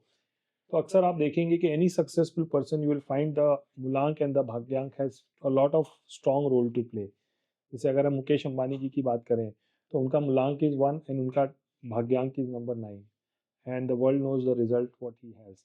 तो इसी तरह से किसी सक्सेसफुल पर्सन की कैलकुलेशन में ये 2 नंबर बहुत इंपॉर्टेंट रोल प्ले करते हैं। अब क्या ये दोनों नंबर सब जिसके भी पास होंगे वो सब स्ट्रांग होंगे? नॉट नेसेसरली, बिकॉज उसके साथ में आपके एक्शंस जो हैं वो उन नंबर्स के साथ अलाइन होना ज़रूरी है। जब तक आपके एक्शंस अलाइन नहीं होंगे, तब तक आप रिजल्ट्स अलाइन नहीं कर पाएंगे। सो दैट इज हाउ मूलांक एंड भाग्यांक are 2 strong pillars of our success. Anyways you have taken, आपने बता ही दिया है कि सिर्फ वो कॉम्बिनेशन मैटर नहीं करता, आपके actions should be aligned with that combination in order to yield that expected result, positive result. But still, just so the viewers know this, कौन कौन से पावरफुल कॉम्बिनेशंस हैं मूलांक और भाग्यांक के, और कौन कौन से वीक कॉम्बिनेशंस हैं? आप, या हम पॉजिटिव को कवर करते हैं, मूलांक और भाग्यांक के सबसे, जैसे आपने 1 और 9 तो बता दिया, ऐसे कौन कौन से कॉम्बिनेशंस हैं जो बहुत ही पावरफुल कॉम्बिनेशन है? एक बहुत बड़ा मिथ है वगीश के, लोग नंबर्स को पॉजिटिव और नेगेटिव के तरह से देखते हैं। मेरा ये मानना है कि नंबर्स किसने चुना है? हमने और आपने नहीं चुना है, नंबर्स ऊपर वाले ने चुना है, और जो हम आज हमारे ऊपर अप्लाई करते हैं। सो फर्स्ट ऑफ ऑल ये मन से निकाल देना चाहिए कि नंबर्स कोई ख़राब होते हैं या कॉम्बिनेशंस कोई ख़राब होते हैं। हर नंबर की एनर्जी है, हर नंबर की एक पावर है, और कोई नंबर ना ख़राब होता है ना कोई नंबर अच्छा होता है। अनलेस एंड अनटिल आप उन नंबर्स को सही तरह से अप्लाई करना अपने ऊपर नहीं जानते हो, तब तक वो नंबर अच्छा और बुरा दोनों दिखता है। सो इसीलिए नंबर्स की एनर्जी अपने आप में पॉजिटिव है, और रही बात, अगर हम इनको सही तरह से यूज़ करना सीख जाएं, so any number for that matter, जैसे लोग कहते हैं कि 8 और 8 की कॉम्बिनेशन जो है बहुत स्ट्रगलिंग होती है, बहुत चैलेंजिंग होती है, बट मैंने देखा है कि 8 और 8 वाले भी बहुत सक्सेसफुल होते हैं। रॉजर फेडरर, जो कि टेनिस में उन्होंने बहुत सारे ग्रैंड स्लैम जीते हैं, उसके पीछे रीज़न बड़ा सिंपल है कि रॉजर फेडरर ने कभी भी शॉर्टकट नहीं लिया लाइफ में। अगर वो शॉर्टकट लेते तो वो कभी रॉजर फेडरर नहीं बनते। इसी तरह से अगर हम मुकेश अंबानी की एग्जांपल दे रहे हैं 1 और 9, तो उन्होंने अपनी लीडरशिप की पोजीशन को सही तरह से यूज किया। That is why Mukesh Ambani is today Mukesh Ambani. So every number has a role to play, और हर नंबर की एक अपनी एनर्जी है। जिस तरह से हमारे पास 10 उंगलियां हैं, हम ये नहीं कह सकते कि कोई एक उंगली नहीं रहे तो काम चल जाएगा। उसी तरह से कोई एक नंबर को नहीं यूज करने से हो सकता है कि उसका इफेक्ट भी कहीं ना कहीं हमारे जीवन से बाहर निकल जाए। So we have to mix those numbers for the right things for every person's success। Her number की एनर्जी है। जैसे 4 नंबर का हम बात करते हैं कि 4 नंबर इज स्ट्रगलिंग, पर अगर 4 नंबर को राइट फॉर्म में यूज करो, आप पूछेंगे फॉर्म क्या है राइट, अगर आप उसको टेक्नोलॉजी के लिए यूज करो, अगर आप अपने ब्रेन्स को शार्पन करने के लिए यूज करो, अगर आपके पास 4 नंबर की एनर्जी, और अगर आप अपने ब्रेन और टेक्नोलॉजी को अगर अपने से दूर रख रहे हो, तो वही 4 नंबर की फ्रीक्वेंसी आपको नेगेटिव रिजल्ट देंगे। बट उसी टेक्नोलॉजी के साथ यूज करके आप एक सक्सेसफुल पर्सन बन सकते हो, and that will create a big impact on success on you. So no numbers according to me are unfavorable or not good. Every number has an energy and we have to apply those numbers with the power of those numbers. But still you said about enmity and friendliness of between two numbers, right? Correct. तो कौन से numbers हैं जो enemies to each other है? सो अगर हम देखें तो नंबर 3 और नंबर 6 ये दोनों नंबर्स की एनर्जी जो है आपस में एनिमीज है। 3 नंबर कौन है? 3 नंबर को अगर हम कहें कि देवगुरु हैं, तो 6 नंबर जो है वो दैत्य गुरु हैं। अब दोनों को क्या आप एक साथ रख सकते हो? नहीं रख सकते। बट क्या हम दोनों नंबर की एनर्जी को अप्लाई कर सकते हैं? बिल्कुल कर सकते हैं। सो 3 और 6 अगर आपने उन्हें सही फॉर्म में यूज किया with the right mix of, so 3 number is knowledge, तो अगर आपने नॉलेज को सही तरह से यूज किया तो आपको लग्जरी मिलनी स्टार्ट हो जाएगी, बिकॉज 6 नंबर आपको लग्जरी देता है। लेकिन उसी नॉलेज को अगर आपने गलत तरीके से यूज किया, सो वही लग्जरी की जगह पे आपका लग्जरी जाना स्टार्ट हो जाएगा। सो this is the same combination जहाँ पर 2 और 8 की बात करते हैं। 2 नंबर को हम कहते हैं कि चंद्रमा और 8 नंबर को कहते हैं शनि। अब चंद्रमा और शनि जो कि पानी और लोहा, अगर हम आयन की बात करें तो iron and water they are again enemy. लेकिन अगर आपने उसको सही मिक्स में यूज किया तो that will also create a good strong, तो आपने अपने बुद्धि को अपने माइंड को सही इंप्लीमेंट किया तो you can create lot of asset which is futuristic और it in terms of long term. तो अगर आपने सही माइंड को यूज किया you will be able to create a good asset, because 8 number आपके हार्ड वर्क के साथ में you are able to build a strong asset. और कोई ऐसा नहीं है जो नहीं चाहेगा कि हम एसेट क्रिएट करें। So you have to create those right combination.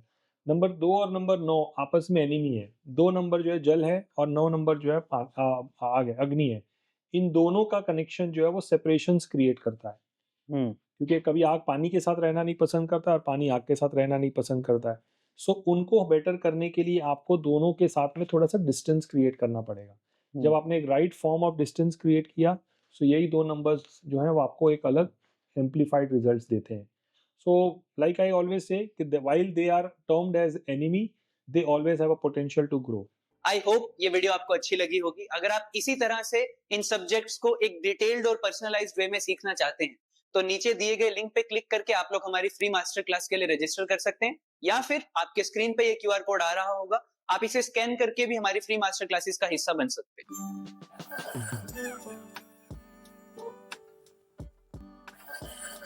Coming back to the predictions part, हमने रेट्रोस्पेक्टिवली तो देख लिया कि आपने प्रेडिक्शंस करी थी, that came true. Now it is high time, year का स्टार्ट है, आप हमारे पॉडकास्ट पे हो, तो इट इज़ हाई टाइम कि आप कुछ प्रेडिक्शंस करो। कुछ मतलब I need some proof and people need some proof कि डॉक्टर चैतन्य बोल रहे हैं तो ये होगा, क्योंकि उनका काम बोल रहा है। तो क्या क्या ऐसी चीज़ें हैं जो 2026 में होंगी और हिलाएंगी सबको? It will shake up the things at national level and at international level। ऐसा क्या क्या है, एक एक करके चलते हैं। Let's start with the economy part first. Economic terms पे क्या चीज हिलेगी 2026 में, क्या होगा और कब होगा? Let's be precise with our predictions so that when we look back at this podcast so we can cross validate. So global level as well as economy level में आप देखेंगे सबसे पहले पावर की शिफ्ट्स होंगी। और व्हेन आई से power की शिफ्ट, इस साल आप देखेंगे, और बिफोर आई से बहुत सारे पॉडकास्ट में आप सुन रहे होंगे कि लोग कह रहे हैं कि ये साल क्या वर्ल्ड वॉर 3 होगा। और बहुत सारे न्यूमरोलॉजिस्ट या एस्ट्रोलॉजर्स ने प्रिडिक्ट भी किया है कि वर्ल्ड वॉर 3 के चांसेस इस साल है। मैं कहना चाहूँगा कि वर्ल्ड वॉर 3 तो नहीं होगा फॉर श्योर, लेकिन ये भी श्योर है कि you will find more power के लिए जो लोग हैं और जो कंट्रीज जो हैं, they will always want to have more power in hand. और इसीलिए rather than having a world war 3, आप देखेंगे कि there will be 3 different strong powers that will hold this year. And इसमें अमेरिका जो है वो अपना डोमिनेंस क्रिएट करने की कोशिश करेगा, and there will be a big focus, जहाँ पर जैसे आपने वेनेजुएला का देखा कि उन्होंने उसने उसके ऊपर कैप्चर किया है, उसी तरह से पॉसिबली कनाडा के ऊपर वो अपना प्रेशर बना सकता है, और साथ साथ में मेक्सिको के ऊपर अपना प्रेशर बना सकता है। And you will find that वो वापस से एक्विजिशन करना चाहेगा Canada as well as Mexico का। इसी तरह से रशिया यहाँ पर अपने आप को सुपर पावर बनाने के लिए may enter into a more detailed capturing of other European countries, और उसमें वो अपने जो USSR की जो भी जो उसका ब्रेक रहा है उसको वो एक्वायर करना चाहेगा। सिमिलरली अगर हम इंडिया की बात करें या चाइना की बात करें तो China will definitely get into acquiring Taiwan as well as India और इंडिया पाकिस्तान का तो मैं नहीं कहूँगा, बट इस बार इंडिया और बांग्लादेश के बीच में कुछ बहुत बड़ा होने जा रहा है. Hmm. Hmm. Hmm. Again, a very bold statement. Let's see if that comes true down the lane of 4-5 months or 6 months. आप may be first quarter onward ये चीज़ें देखना स्टार्ट कर देंगे. स्टॉक मार्केट क्रैश के बारे में भी बहुत ज़्यादा chit chats have been going on. हर कोई, फाइनेंशियल एडवाइजर्स भी, फाइनेंशियल एनालिस्ट्स भी, एस्ट्रोलॉजिस्ट, न्यूमरोलॉजिस्ट भी have been predicting stock market crash. कितना बड़ा इंटेंसिटी होगा, किस तरह से इम्पैक्ट करेगा, ग्लोबल लेवल पे होगा कि इंडिया में होगा, क्या होगा? स्टॉक मार्केट तो definitely will take a lot of toll this year, जिसमें first half of the year में आप देखेंगे कि स्टॉक मार्केट जो है काफ़ी क्रैश होगा, काफ़ी करेक्ट करेगा अपने आप को. इंडिया की स्टॉक मार्केट की बात करें या ग्लोबल मार्केट की भी बात करें, बट उससे पहले आप देखेंगे कि dollar will start shooting up, और डॉलर इस साल will cross 100 rupees, and it can be anywhere between 102 to 105 rupees by end of this year. Gold and silver में डेफिनेटली आप you will find that 30 to 35% तक का उछाल आ सकता है. whereas stock market in the first half of this year you will find that there will be a lot of dip in the correction in the market. लेकिन यही good news इसमें ये भी है कि आफ्टर अगस्त या सितंबर you may find that the stock market will again shoot to the ever highest mark also. So जिसमें कि थोड़ा सा पूरे वर्ल्ड वाइड चीज़ों में थोड़ा सा सेटलमेंट होगा, and then you will see that the stock market will also go up, and in totality अगर हम बात करें तो जो last quarter of this year होगा, दिसंबर के पहले पहले, you will find that there will be a lot of correction in many area, as well as there will be a lot of growth also in the economy sector after October onwards. All right. और political level पे if we talk about certain things in India only, are there any political corrections going to be done या political changes, political shifts जो number one leadership का year है, right? तो इसीलिए आप देखेंगे कि इस साल बहुत सारे heads will roll as I said, और इसमें बहुत सारे टॉप लेवल पॉलिटिशियंस, जो कि ग्लोबल लेवल की पॉलिटिक्स की मैं बात करूं तो बहुत से पॉलिटिशियंस में देयर में B a lot of changes. इसमें किसी बड़े पॉलिटिशियन का असैसिनेशन का भी चांसेस बन रहा है, और साथ साथ में इंडिया लेवल पे भी बहुत सारे पॉलिटिकल चेंजेस होंगे. सडन सरप्राइजेज आएंगे इंडियन पॉलिटिक्स के अंदर भी, and this will happen after June July के बाद में, and you will see that a major surprise would be there in Indian as well as international politics. that is a very aggressive statement, assassination of political leader. थोड़ा इसको अगर थोड़ा और precise करें तो किस तरफ आप पॉइंट आउट करने की कोशिश कर रहे हैं? एक स्ट्रॉन्ग पावरफुल कंट्री की तरफ से मैं बताना चाह रहा हूँ कि मतलब वहाँ से ही आप देखेंगे कि there will be some strong leadership role, जो कि वर्ल्ड वाइड जो कोई लीडर है उसके उनका कहीं ना कहीं या तो कुर्सी से उनको हाथ धोना पड़ेगा, या ग्लोबल लेवल पे अगर देखा जाए तो असैसिनेशन के पॉसिबिलिटीज दिखाई दे रहे हैं इस साल. हम ये इंडियन पॉलिटिकल लीडर्स की बात कर रहे हैं कि global? International, international, global level पे. Alright. And I can say one more thing here कि इस साल India will dominate in terms of global politics also.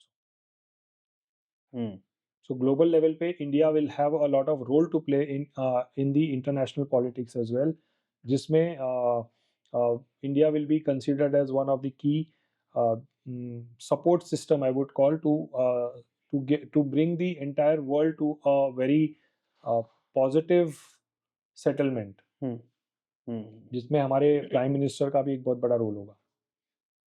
Okay.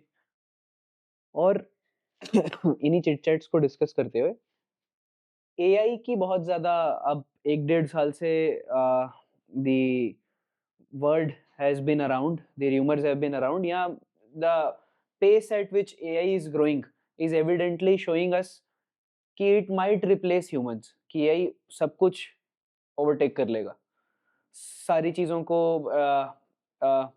It will start dominating. तो is this actually going to happen in 2026 जहाँ पे humans would be able to judiciously utilize AI and upgrade themselves, or AI would completely dominate the situation, or humans will have to give up with their professions? So AI domination has already started last year. Yes. अगर आपने notice किया होगा कि last year काफ़ी AI के ऊपर हमने discussion किया है, बहुत सारा एआई से रिलेटेड चेंजेस और ट्रांसफॉर्मेशंस भी हुई हैं। सो 2026 में ये और भी ग्लोबलाइज हो जाएगा, जहाँ पर कंपनीज की डिपेंडेंसी और जिस तरह से हम एक कंपनी का एक एवरेज बजट जो होता है, तो मैक्सिमम बजट शिफ्टिंग जो होगी वो टेक्नोलॉजी पे शिफ्ट करेगी। और यस, हम ये तो नहीं कह सकते कि 100% जॉब जो है वो एआई ले लेगा, बट ये ज़रूर है कि अगर आप अपने आप को, अपनी स्किल्स को एआई एनेबल्ड नहीं करोगे, तो you may become someday, you may have to get rid of to somebody, who is having a best knowledge on AI. So हम ये कह सकते हैं कि 30 to 35% of the jobs in 2026 itself will be taken over by AI. And this is just the start of a new beginning. Got it, got it. आपने थोड़ी देर पहले mention करा था कि आपको फैसिनेट करा था सेम डेट ऑफ बर्थ वाले लोगों की लाइफ सेम नहीं होगी, बट न्यूमरोलॉजी में तो हम कोई और एस्पेक्ट देखते ही नहीं है, हम सिर्फ डेट ऑफ बर्थ देखते हैं। Of what I am aware, obviously you can correct me any time. उस सेम डेट ऑफ बर्थ वाले की लाइफ में भी जो ट्विंस पैदा हुए हैं, उनकी लाइफ सेम क्यों नहीं होती? How numerology decodes that? So यहीं से तो मेरा क्यूरियोसिटी स्टार्ट हुआ था इस सब्जेक्ट को सीखने का, जहाँ पर दो लोगों का डेट ऑफ बर्थ सेम है लेकिन उनके एंड रिजल्ट सेम नहीं है। और मैं आपको इसका एक छोटा सा क्विक एग्जांपल देके मैं बताता हूँ। जब कोई पैदा हो रहा है तो डेट ऑफ बर्थ सेम है, लेकिन थोड़े ही दिनों के बाद में उनके पेरेंट्स उनको नाम देते हैं। So the name of both will not be the same, right? So यहाँ पर जब नाम की एनर्जी आपकी डेट ऑफ बर्थ के साथ जुड़ती है तो एक नया इवेंट क्रिएट होता है। इसी तरह से जब आप उसकी जर्नी को थोड़ा आगे ले जाते हो, अब एक बच्चे को पेरेंट ने एक राइट सब्जेक्ट्स चूज करा दिया, उसने अपना एक राइट सब्जेक्ट से एक अपना राइट करियर बना लिया, दूसरे का अनफॉर्चुनेटली ऐसे फील्ड में डाल दिया या ऐसे प्रोफेशन में डाल दिया जो उसकी डेट ऑफ बर्थ के लिए फेवरेबल नहीं है। अब ये दोनों अलग अलग डायरेक्शंस में जाने लगे, यहाँ से उनकी रीडिंग चेंज हो गई, यहाँ से इनकी प्रिडिक्शन और बदल गई। इसी तरह से जब वो थोड़ा सा और एडवांस होते हैं, जब बच्चे और थोड़े बड़े होते हैं, डेवलप होते हैं, मेच्योर होते हैं, तो वो अपने करियर के बाद में अपना पार्टनर चूज करते हैं। और जब कोई पार्टनर आता है वो भी एक नए डेट ऑफ बर्थ के साथ आता है, उसके साथ उसका एक अलग उसके कैलकुलेशंस और उनके नेम होते हैं, तो यहाँ पर उसका एक अलग वाइब्रेशंस क्रिएट होता है। तो एट एवरी स्टेज, हर 4 से 5 साल के अंतराल में एक पर्सन की लाइफ में डिफरेंट नंबर्स के साथ उनकी एनर्जी जुड़ जाती है इन डिफरेंट वे। प्रोफेशन हो गया, करियर हो गया, या उनके साथ उनके पार्टनरशिप की कंपैटिबिलिटी हो गई, या फॉर दैट मैटर अगर हम बात करें तो उनकी प्रोफेशन हो गया, या जो नंबर्स हम यूज करते हैं on a day to day basis पे। So all this is a correlation of a prediction. So ये सभी चीज़ों का एक इवेंट जो है वो एक प्रिडिक्शन की तरफ ले जाता है, और वही प्रिडिक्शन जो है हमें एक इवेंट या उसका एक रिजल्ट या उसका एक आउटकम देता है। So even if a person is born with the same date of birth, will never have same life or a similar life, even if they are twins. So this is where many of your audience would like to know कि why there is a difference. So this is the difference, because हर चीज के पीछे numbers की energy change हो जा रही है। दो लोगों के मोबाइल नंबर सेम नहीं होते हैं, और वो नंबर भी आपके लिए एक अलग वाइब्रेशंस क्रिएट करते हैं। आपने सुना होगा लोग मोबाइल न्यूमरोलॉजी कराते हैं। हम उसी मोबाइल न्यूमरोलॉजी को देख के, हम मोबाइल को देख के हम लोगों की प्रिडिक्शन करते हैं। हम उन्हीं के नेम को देख के लोगों की प्रिडिक्शन करते हैं। आपके नाम से भी आपके ऊपर एक सर्टेन प्रिडिक्शंस का इफेक्ट पड़ता है, and that is what numerology is all about, which I think not even 1% of your audience would know it. One more thing that has become a hot topic 2026 को consideration में रखते हुए, कि there will be very frequent divorces happening this year, कि energy ऐसी है 2026 की कि there will be lots and lots of challenges in terms of relationships, there will be divorces, breakups and all पूरे के पूरे साल में. Is it true that the human tendency is going to become so selfish, so self-centered, both men and women अपने पे इतना ज़्यादा selfish और सेल्फ सेंटर्ड हो जाएँगे कि अपने पार्टनर्स को they will be pushing away, there will be divorces happening, और किन लोगों को कंटिन्यू करनी चाहिए उनकी जर्नी और ठीक करने का काम करना चाहिए, और किन लोगों को अभी उसे मतलब they should part their ways at the right point of time without wasting each other's time. मैं लोगों को डिसअपॉइंट नहीं करना चाहूँगा कह के ये कि दिस इज़ अ ईयर जहाँ पर it is high energy, high aggression. तो जो लोग या जो मैरिज या रिलेशनशिप या अगर हम पार्टनरशिप की भी बात करें, तो 2 बिज़नेस पार्टनर्स भी आपस में अपने व्यूज़ को लेके, अपने डिसीजंस को लेके there can always be differences. तो उसी तरह से वेदर वी टॉक के रिलेशनशिप में डिफरेंसेस या बिज़नेस में डिफरेंसेस, अगर आप अपने ईगो को कंट्रोल कर सकते हो, अगर आप अपने एग्रेशन को कंट्रोल कर सकते हो, तो ये साल आपके लिए आपकी बॉन्डिंग को और स्ट्रॉन्ग भी बना सकता है। लेकिन अक्सर देखा ये जाता है कि हम अपने ईगो को डेफिनेटली और आगे ले जाते हैं, और दैट इज़ द रीज़न के there are lot of breakups which happen, there are lot of relationship clashes that happens. तो ये साल उन दोनों ही कंपैटिबिलिटी की अगर हम बात करें, तो जो लोग अपनी ईगो को थोड़ा मैनेज कर सकें, तो उनके लिए जो उनकी उनकी जो अ, आपस की जो साठ-गाँठ है वो थोड़ा-सा बेटर हो सकता है। और अगर अगर आप अपने ईगो के ऊपर नहीं हो, तो there will be a lot of relationship breakups, there will be a lot of partnership breakups, and lot of twos will become one, and at the same time, which may not be a good thing from a relationship point of view or from a business point of view, but again one word, ego. अगर आपने ये manage कर लिया तो you will be managing it. और ये 11-11 का क्या चाल-चलन है जो अब 1 डेढ़ साल से मतलब फ्लड हो रखा है कि 11-11 लिखो, 11-11 पे आप विश माँगो, है ना? सुन रखा होगा आपने भी बहुत ज़्यादा। Is it just some another source of entertainment, spiritual entertainment and not any science? क्या इसके पीछे कुछ एक लॉजिक है? सो नंबर में जब भी कोई दो नंबर्स मिलते हैं, उन दो नंबर की एक एनर्जी होती है, तो हम डेफिनेटली ये नहीं कह सकते there is no science to that. Science भी है, एनर्जी भी है और पावर भी है। सो जब हम 11-11 की बात कर रहे हैं, तो which means dual energy of power 1। सो दोनों तरफ से 1 और 1 की एनर्जी क्रिएट हो रही है, which means it is creating a lot of mental imbalance. तो अगर हम 11-11 देख रहे हैं, तो आपकी माइंड की एनर्जी जो है वो रॉन्ग डायरेक्शंस में जा रही है। उन रॉन्ग डायरेक्शंस को कंट्रोल करने के लिए आपको अपने मून को एक्टिवेट करने की ज़रूरत है। जब आप अपने मून को एक्टिवेट करोगे, you will and up taking a right decisions, otherwise you may and up taking a wrong decision. So yes, whether you talk about 11-11, 12-12, 1-1-1, 8-8-8, her number की एक फ्रीक्वेंसी जो है एक सर्टेन एनर्जी को वाइब्रेट कराती हैं, और उसके एक रिजल्टिंग रिजल्ट्स क्रिएट होते हैं। So that is how every number has a vibration to play. Hmm, alright. तो मतलब है ये एक। बहुत बड़ा साइंस है ये। हुँ, गॉट इट। चलो सर बैक टेस्ट करते हैं ये सारी थ्योरीज़ को। थ्योरेटिकल पार्ट तो हमने बहुत ज़्यादा डिस्कस कर लिया। Uh, let's start with the personalities जिनको क्योंकि सब लोग जानते हैं, तो let's back test our numerological calculations on them. Let's start with Narendra Modi ji. क्या न्यूमरोलॉजिकल सिग्निफिकेंस रही है उन्हें नरेंद्र मोदी बनाने के लिए? I think it's a valid example जो आज के तारीख में सभी लोग हमारे व्यूवर्स जो हैं वो देखना चाहेंगे, सुनना चाहेंगे।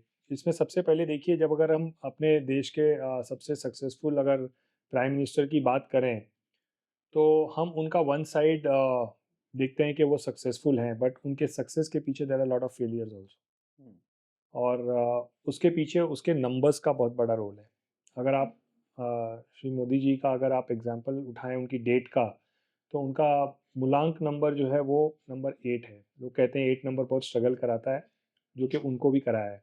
बट अगर आप 8 की राइट एनर्जीज़ को समझ पाएँ या डिकोड कर पाएँ, तो you may find a lot of things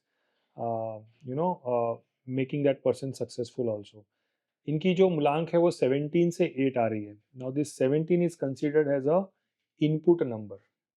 ये इनपुट के पीछे दो नंबर्स की वाइब्रेशंस क्रिएट हो रही हैं, 1 एंड 7।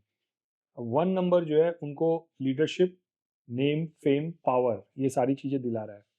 हम अक्सर आ, उनके जितने भी उनके इवेंट्स होते हैं, जितने भी उनके कार्यक्रम होते हैं, उसमें हमने देखा है कि he is very spiritual also, he is a very giver also.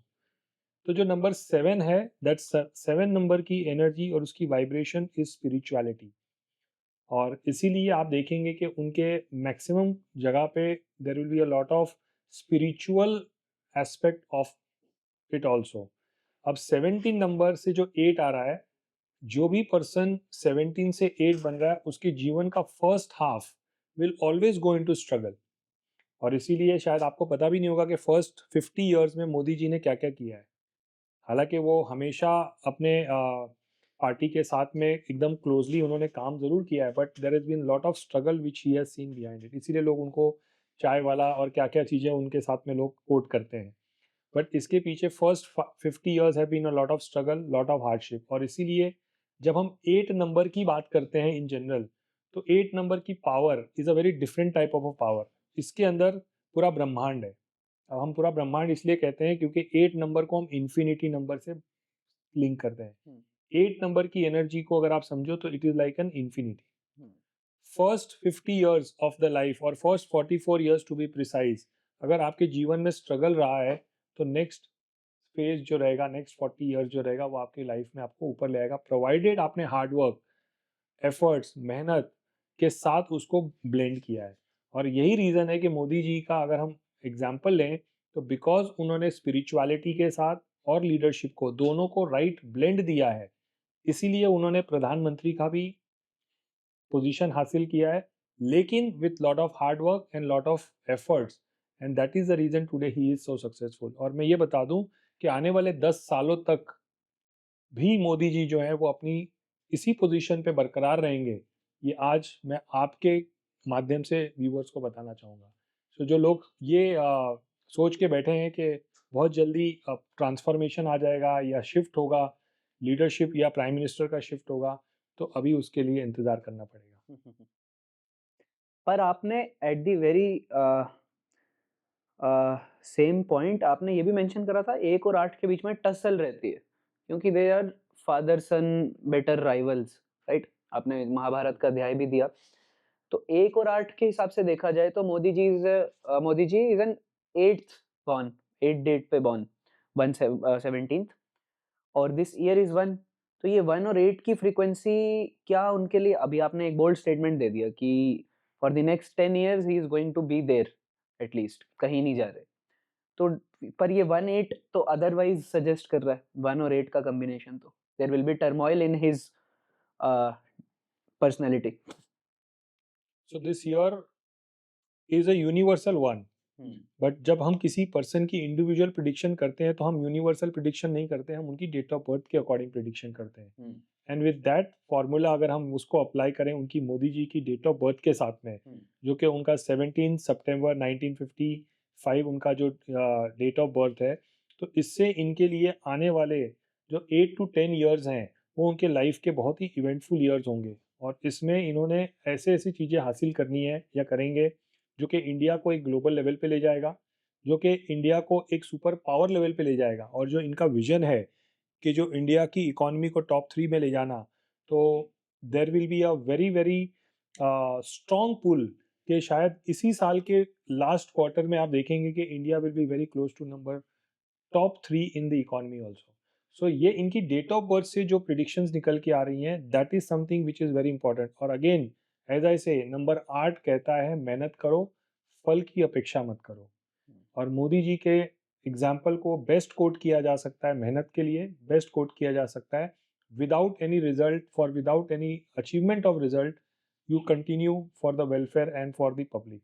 So I think वो एक रीज़न है जो इनको अगले 10 साल तक, तो आप लिख के ले लीजिए मुझसे कि अगले 10 साल तक वो जहाँ पर हैं वहीं पर उस पोजीशन को बरकरार रखेंगे।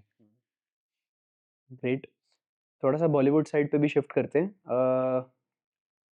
अब बहुत देर हो गई है, it has been long long time, जहाँ पे दी ऑफिशियल खान एरा, जो एक बहुत बड़ा डोमिनेंस था, बहुत देर से चलता आ रहा था, एक मोनोपोली ही सी बन गई थी, क्योंकि दे अर्नड इट एज वेल। उन्होंने काफ़ी हार्ड वर्क के बाद अपना वो इमेज बिल्ड करी थी, but that has started coming to an end, reason being the health challenges, the professional setbacks, और उनकी एनर्जी, अब मैं क्योंकि नंबर्स की टर्म में बात कर रहा हूँ, तो उनकी energy misalignment with the upcoming years and all, तो वो वाइब्रेशंस अब वैसी नहीं रही हैं। तो उनका वो जो वैसा प्रेजेंस था, now that has come to an end और इज इन डिमिनिशिंग इफेक्ट। तो are we looking forward to a new number one superstar और एक नया एरा? हमेशा जब भी कोई प्रिडिक्शन होता है उसमें बॉलीवुड कभी पीछे नहीं रहता, उनकी प्रिडिक्शंस डेफिनेटली एक पॉइंट ऑफ का डिस्कशन होती है। और जैसे मैंने कहा कि ये साल जो रहेगा ये पावर का शिफ्ट है। और जो खान्स का हम बात करते हैं तो ये साल डेफिनेटली पावर का शिफ्ट होगा from the Khans to the newcomers. और इसमें डेफिनेटली आप एक सुपरस्टार जरूर उभरते हुए देखोगे, और Ranveer Singh probably would be the next superstar, और we can call him as the next Amitabh Bachchan of film industry और Bollywood. But at the same time Kartik Aaryan will again have a very different role to play. तो अगर हम एरा की बात करें तो yes definitely thing of the past बोले जा सकते हैं खान। बट उनका जैसे नेम फेम जो भी उन्होंने एस्टेब्लिशमेंट हासिल की है वो तो डेफिनेटली रहेगा in the memories of every one. But this year will definitely govern more of new commerce, new kids on the block. और definitely thing of the past is what I say the Khans would be called in the future. Rahul Gandhi ji भी एक थोड़ा सा I would say sensational topic है इस time पे, क्योंकि now he has almost through decade of 9 year, ये 9 year cycle उन्होंने भी तो फेस किया ही है, जो 9 ईयर्स का चल रहा है numerological cycle. Are we looking forward to any kind of success for Rahul Gandhi ji उनके न्यूमरोलॉजिकल एस्पेक्ट से? क्या कुछ ऐसी चीज वो कर सकते हैं जिससे वो कुछ हासिल कर पाएँ, कुछ सक्सेस लुक फॉरवर्ड कर पाएँ, और is it just going to be an मतलब उनकी destiny is going to be an eternal opposition ही, यही चलता रहेगा? देखिए जिस तरह से लोगों ने एक समय था प्रिडिक्ट किया था कि सोनिया गांधी जी जो है इंडिया की प्राइम मिनिस्टर बनेगी, उस समय भी मैंने अपने चैनल थ्रू डिफरेंट मीडियम मैंने कहा था कि प्राइम मिनिस्टर के चांसेस बहुत ही ब्लीक दिख रहे हैं सोनिया गांधी के। उसी तरह से राहुल गांधी के लिए भी जब वो पार्टी के प्रेसिडेंट थे उस वक्त भी कहा गया था कि वो प्राइम मिनिस्टर बनेंगे। बट अनफॉर्चुनेटली उनके numbers definitely numerologically they are very active, very strong. और इसी कारण से एक सबसे ओल्डेस्ट पार्टी ऑफ इंडिया के वो प्रेसिडेंट बन पाए at a very early age. ये उसका रीज़न क्लियर था कि उनके नंबर्स उनको उस लेवल पे ड्राइव कर रहे थे। लेकिन अगर हम बात करें कि क्या वो प्राइम मिनिस्टर बन सकते हैं, क्या कांग्रेस में उनका एक सिमिलर काइंड ऑफ जो राहुल गांधी जो जिस तरह से राजीव गांधी जी का जो एक पर्सोना था या जो उनकी एक्सेप्टेंस थी, क्या कांग्रेस में वो एक्सेप्टेंस उनको मिल पाएगा? तो we will be having high hopes and high expectation on this. मेरा प्रिडिक्शन ऑलरेडी इस पे है कि अगर इंस्टेड अगर प्रियंका गांधी को अगर लाया जाए एज अ न्यू लीडर और a new face of Congress, there can be a lot of positive movement towards Congress. But अगर हम ये सोचें कि Rahul Gandhi can drive, there is still a lot of hope, but I don't think that will materialize in a positive way. So Priyanka Gandhi can be a new face of Congress in the years to come. No name corrections, no number corrections will support him. Rahul Gandhi का definitely success नहीं होने के पीछे का एक सबसे बड़ा reason है कि उनका नाम जो है, उसकी जो एनर्जी जो है, that is enemy to Rahul Gandhi is number one. So जैसे हम कहते हैं ना 1 और 8, तो उनका नंबर 8 नेम से आने के कारण देखिए एकदम बोलते हैं ना मुंह तक आया पर गले में नहीं गया। तो या मुंह तक आया और हम उसको टेस्ट नहीं कर पाए। तो that is something which is a very clear and a classic example of Rahul Gandhi कि उनकी नेम का वाइब्रेशंस जो हैं उनकी डेट ऑफ बर्थ या उनकी फेट नंबर से मैच नहीं कर रही है। And I am not saying कि that is just one of the reason, but yes that is one of the reason.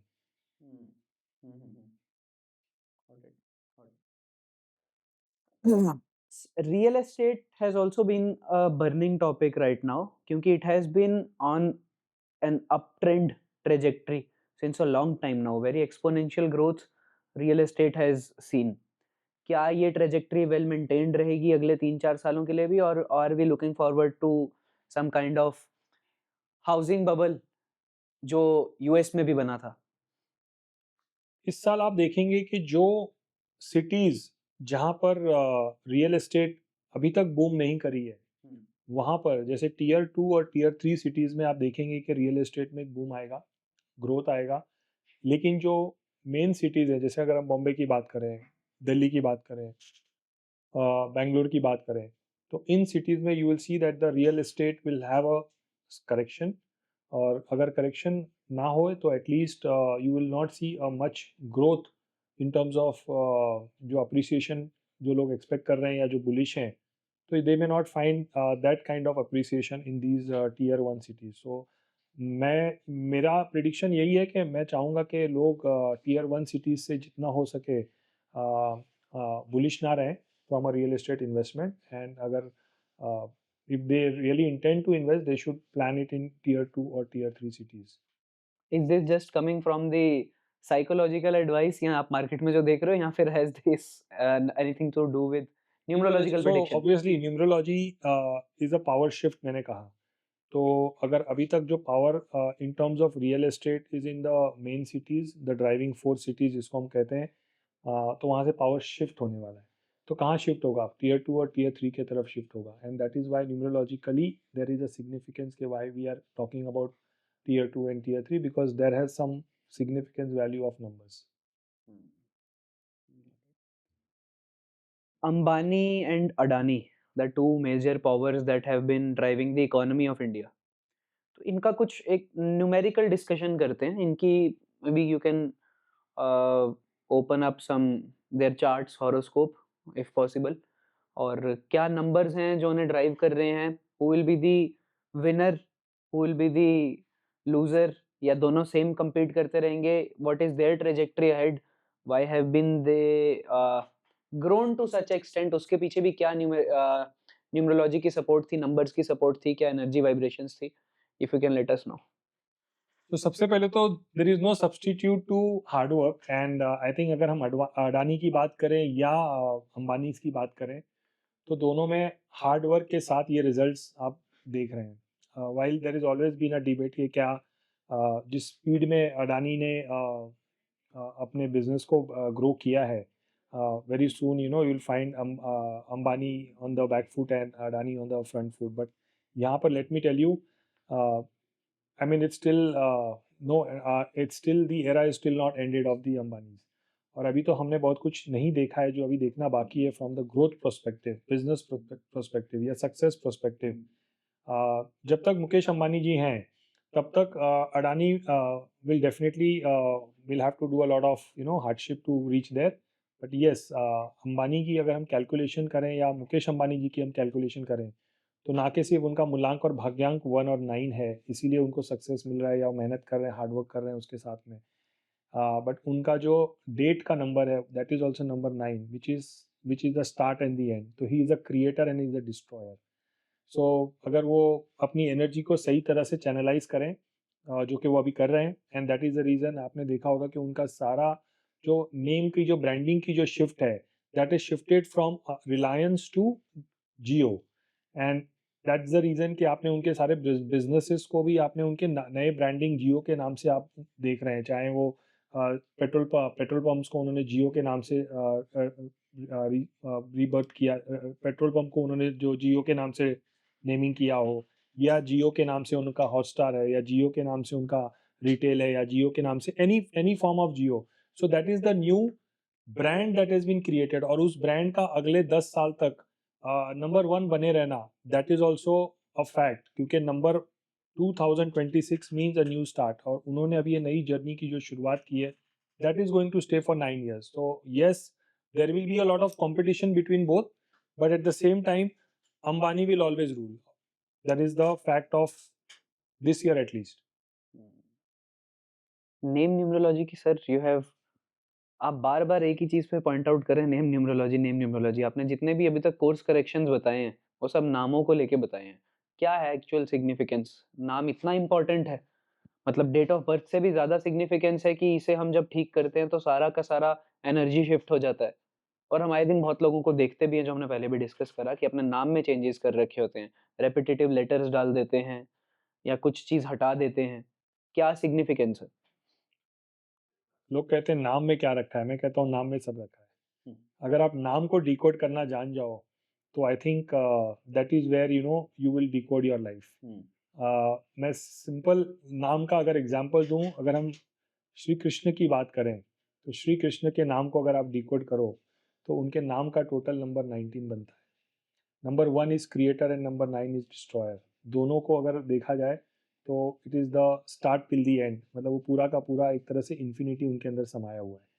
सो उसी तरह से हर नाम की एक सर्टेन वाइब्रेशंस हैं। आप किसी भी नाम को मेरे सामने ले आइए और विदाउट डेट ऑफ बर्थ उस नाम को डिकोड किया जा सकता है।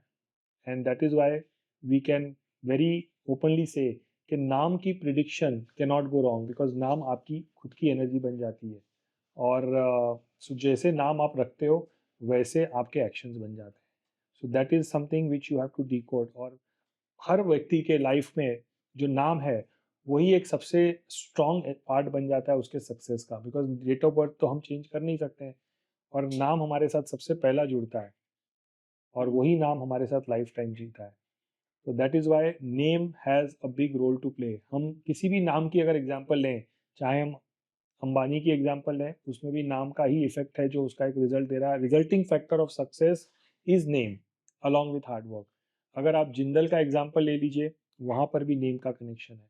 मैं आपको एक क्लासिक एग्जांपल देता हूँ। एक ब्रांड जिसका नाम बहुत एस्पिरेशनल ब्रांड था, बहुत विजनरी नाम था और विजनरी ऑब्जेक्टिव था ये कि टाटा नैनो, रतन टाटा जी का एक ड्रीम प्रोजेक्ट था। जब उन्होंने सपना रखा था कि हर घर में 4 व्हीलर होनी चाहिए और उन्होंने एक ब्रांड स्टार्ट किया नैनो का। उस नैनो ने जब उस समय प्रिडिक्शन मैंने किया कि ये नाम जो है डेफिनेटली जो है ये विजन तो है बट ये क्रिएट नहीं कर पाएगा विजन। और अगर हम नैनो को डिकोड करें तो उसका टोटल आता है number 18। 1 and 8 they are the enemy of each other. और इसीलिए आपने देखा कि ये ब्रांड जो है, अगर हम वेस्ट बंगाल में देखें तो वेस्ट बंगाल में this company did not do well. वहाँ पर चैलेंजेस आई, वहाँ पे लड़ाई हुए, झगड़े हुए। उसके बाद में जब उन्होंने प्लांट को शिफ्ट किया गुजरात में, तो गुजरात में भी it could not do well. और इसके पीछे डेफिनेटली मेहनत था, हार्डवर्क था, एफर्ट्स थे, एनर्जी सब कुछ लगा हुआ था, लेकिन उसके बावजूद भी रिजल्ट नहीं आया। उसके पीछे the resulting factor was the name. So 1 + 8 is adding to a number 9, which is disruption and no future success. So that is one reason why we have to understand कि name plays most important role for one's success. और इसी के ऊपर अगर हम और भी examples लें तो बहुत सारे और एग्जांपल्स हैं जहाँ पर नाम बन जाता है किसी का एक सक्सेस, या name is like a nose of your body और of your face. So yes, name plays good role in one success. पर आपने जैसे कृष्ण जी की एग्जांपल ली, कृष्ण जी के तो बहुत सारे नाम है जिन नाम से उन्हें बुलाया जाता है, तो how come all other names are not creating the impact, या जिसको हम रेफरेंस पॉइंट नहीं ले सकते, मधुसूदन, ऋषिकेश, गोपाल, वासुदेव? जिस नाम को हम यूज करते हैं उसी का वाइब्रेशन होता है। नाम सारे यूज हो रहे हैं, लेकिन अगर हम गीता को अगर पढ़ें तो उसमें कृष्ण ही हर जगह पे लिखा हुआ मिलेगा आपको, most of the places you will find. तो जैसे जैसे उनका ट्रांसफॉर्मेशन होता गया वैसे वैसे नाम जो है वो बदलते गए, लेकिन eight the same time Krishna जो था वो that was the constant name through out. और इसीलिए गीता में हम जब भी बात करते हैं तो पहले हमारे जबान पर कृष्ण निकल के आता है या श्री कृष्ण हम कहते हैं। So the global name out of all the names, the leader of the all names is Krishna. And that is where अगर हम उसको डिकोड करें, इवन अगर हम भीष्म पितामह का डिकोड करें तो भीष्म का टोटल आता है 21, which means lot of emotions and at the same time lot of power. दोनों चीजों को जब आप ब्लेंड करते हो तो दोनों का नंबर टोटल बनता है 3। 3 मीन्स नॉलेज। और वही वही भीष्म पितामह ही जानते थे कि एक्चुअल महाभारत का आउटकम क्या होगा। इसीलिए he was always against the war. इसीलिए he was always in while he knew that अगर वो फिर भी अगर पांडवों के साथ में नहीं है बट जीतने वाले पांडव ही हैं, क्योंकि ही वॉज अ विजनरी। और यहाँ पे जो है नेम से ही डिकोड किया गया है 2 + 1 का total 3, which is making energy also with power, and that is create the resulting factor is the knowledge. So that is wire her number के पीछे की एनर्जी जो है आप, या नाम के पीछे की एनर्जी जो है एक सर्टेन वाइब्रेशंस ऑफ प्रिडिक्शंस भी रिलेट करा रही है। Got it.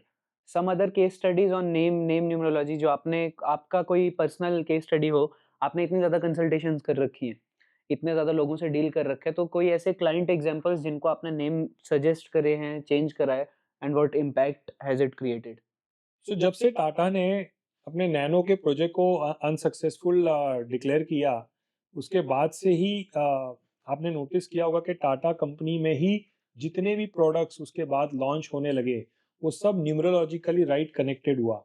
अगर आप रीसेंट प्रोडक्ट की उनके सक्सेस की अगर हम स्टोरी की यहाँ पर अपने व्यूवर्स को एग्जांपल दें, तो कर्व का dictionary spelling is CURVE, but आपने नोटिस किया होगा कि कर्व जो ब्रांड है उसका स्पेलिंग इज CURVE। और जब आप CURVE करते हो तो इसका टोटल आता है 422 and that will add to number 4। 4 means struggle, 4 means unsuccess. और अगर आपने उसको CURVE कर दिया तो that energy will change to number 23 which means success.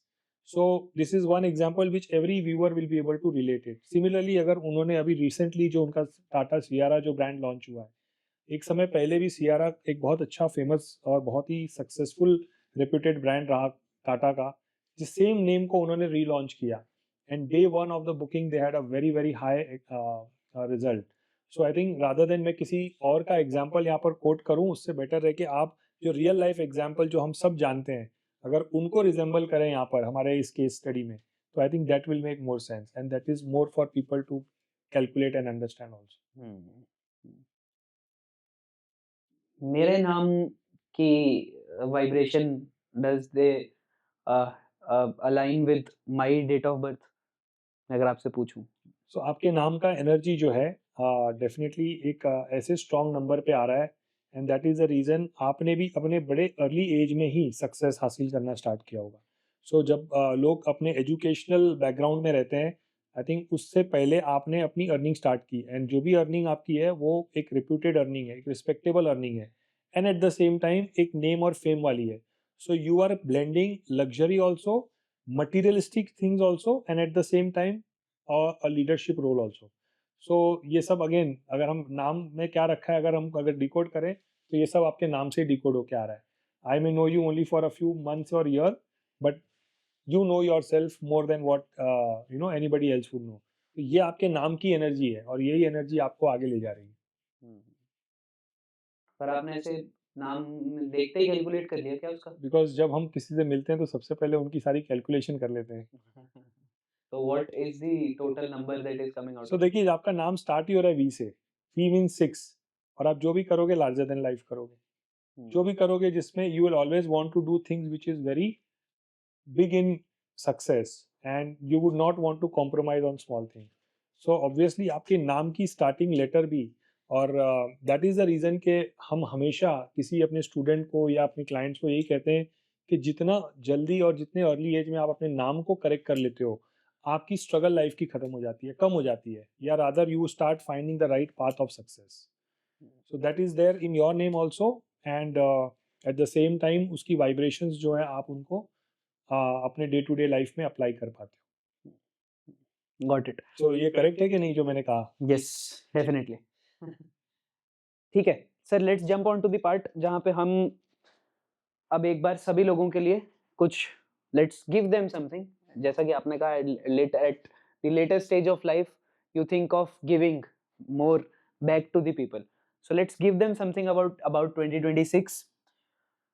आप fields to be concerned about, हर नंबर की हर मूलांक की बताइए, और कुछ रेमेडीज होती हैं क्या न्यूमरोलॉजी? बिल्कुल होती है।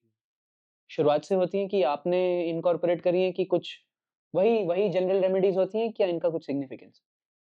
सो देखिए, अब चूंकि आपने रेमेडीज की बात करी है, तो अगीश इसमें ऐसा है कि न्यूमरोलॉजी जब ओरिजिनली लोगों ने स्टडी करना स्टार्ट किया था, सीखना स्टार्ट किया था, सो इसको वेस्टर्न साइंस बोला जाता है, because people did not know the fact कि ये हमारे ही शास्त्र से निकल के गया है। एंड ग्रीक में, अलग अलग कंट्रीज में, चाइना में, सभी जगह पे जब इसको फॉलो किया गया, तो वहाँ पर it was just a pure science of numbers. तो नंबर्स की एनर्जी, नंबर्स की वाइब्रेशन को आप स्टडी करो and based on that you apply some numbers for your self, like your mobile number, car number और डिसीजंस में। तो that is where it was little limited to the core of what this journey can actually give you. But जैसे जैसे time evolve हुआ, मैंने इन चीज़ों को through वैदिक या थ्रू वैदिक बिलीफ में हर नंबर की एनर्जी को बैलेंस करने के लिए सर्टेन रेमेडीज जो हैं वो उनको बैलेंस करती हैं। तो अगर कहीं पर इम्बैलेंस है, जैसे उस इम्बैलेंस को बेटर किया जा सकता है by balancing with certain remedies. तो यहाँ पर हमने हर नंबर को या हर पर्सन की डेट ऑफ बर्थ को डिकोड करने के लिए जहाँ पर गैप्स हैं उनको थ्रू रेमेडीज फिल की गई है। सो यस, न्यूमरोलॉजी के अंदर भी हम सर्टेन वैदिक रेमेडीज अप्लाई करते हैं और वो वैदिक रेमेडीज जो हैं आपको कंप्लीट बनाती हैं, आपके रिजल्ट्स को कंप्लीट बनाती हैं। So that is why I say numerology is not just about a prediction, but क्योंकि आप डेट ऑफ बर्थ से चीज़ों की प्रिडिक्शन करते हो और जब आप प्रिडिक्शन करते हो तो then there is always a scope of correction. So we call it as a numerology is a predictive and a corrective science.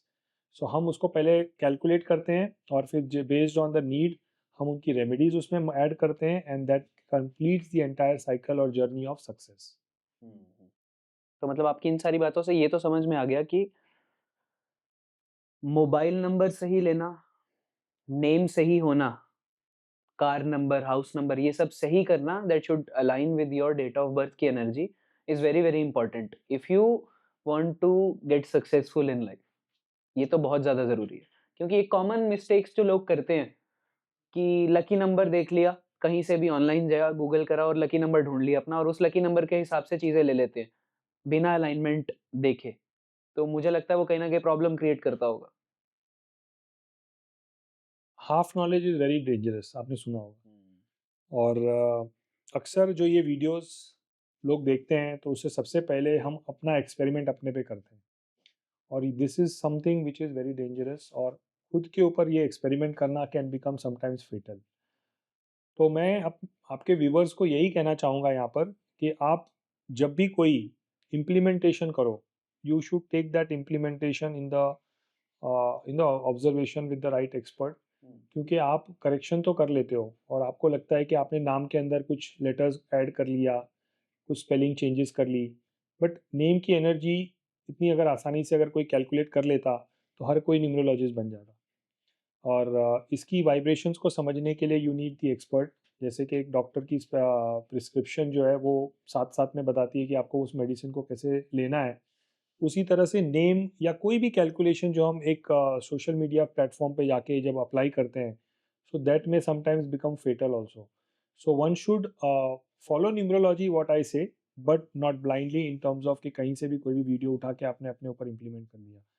So there is something which people sometimes go wrong, and calculation करते वक्त मुझे students भी बताते हैं या मेरे workshops में भी स्टूडेंट्स कहते हैं कई बार कि मेरा नाम जो है वो 5 पे आ रहा है या 6 पे आ रहा है, बट किस फॉर्म में आ रहा है, किस तरह से आ रहा है, that makes a big difference in the overall result.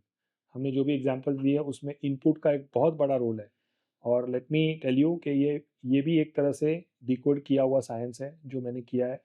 और input is very very important from the resulting factor.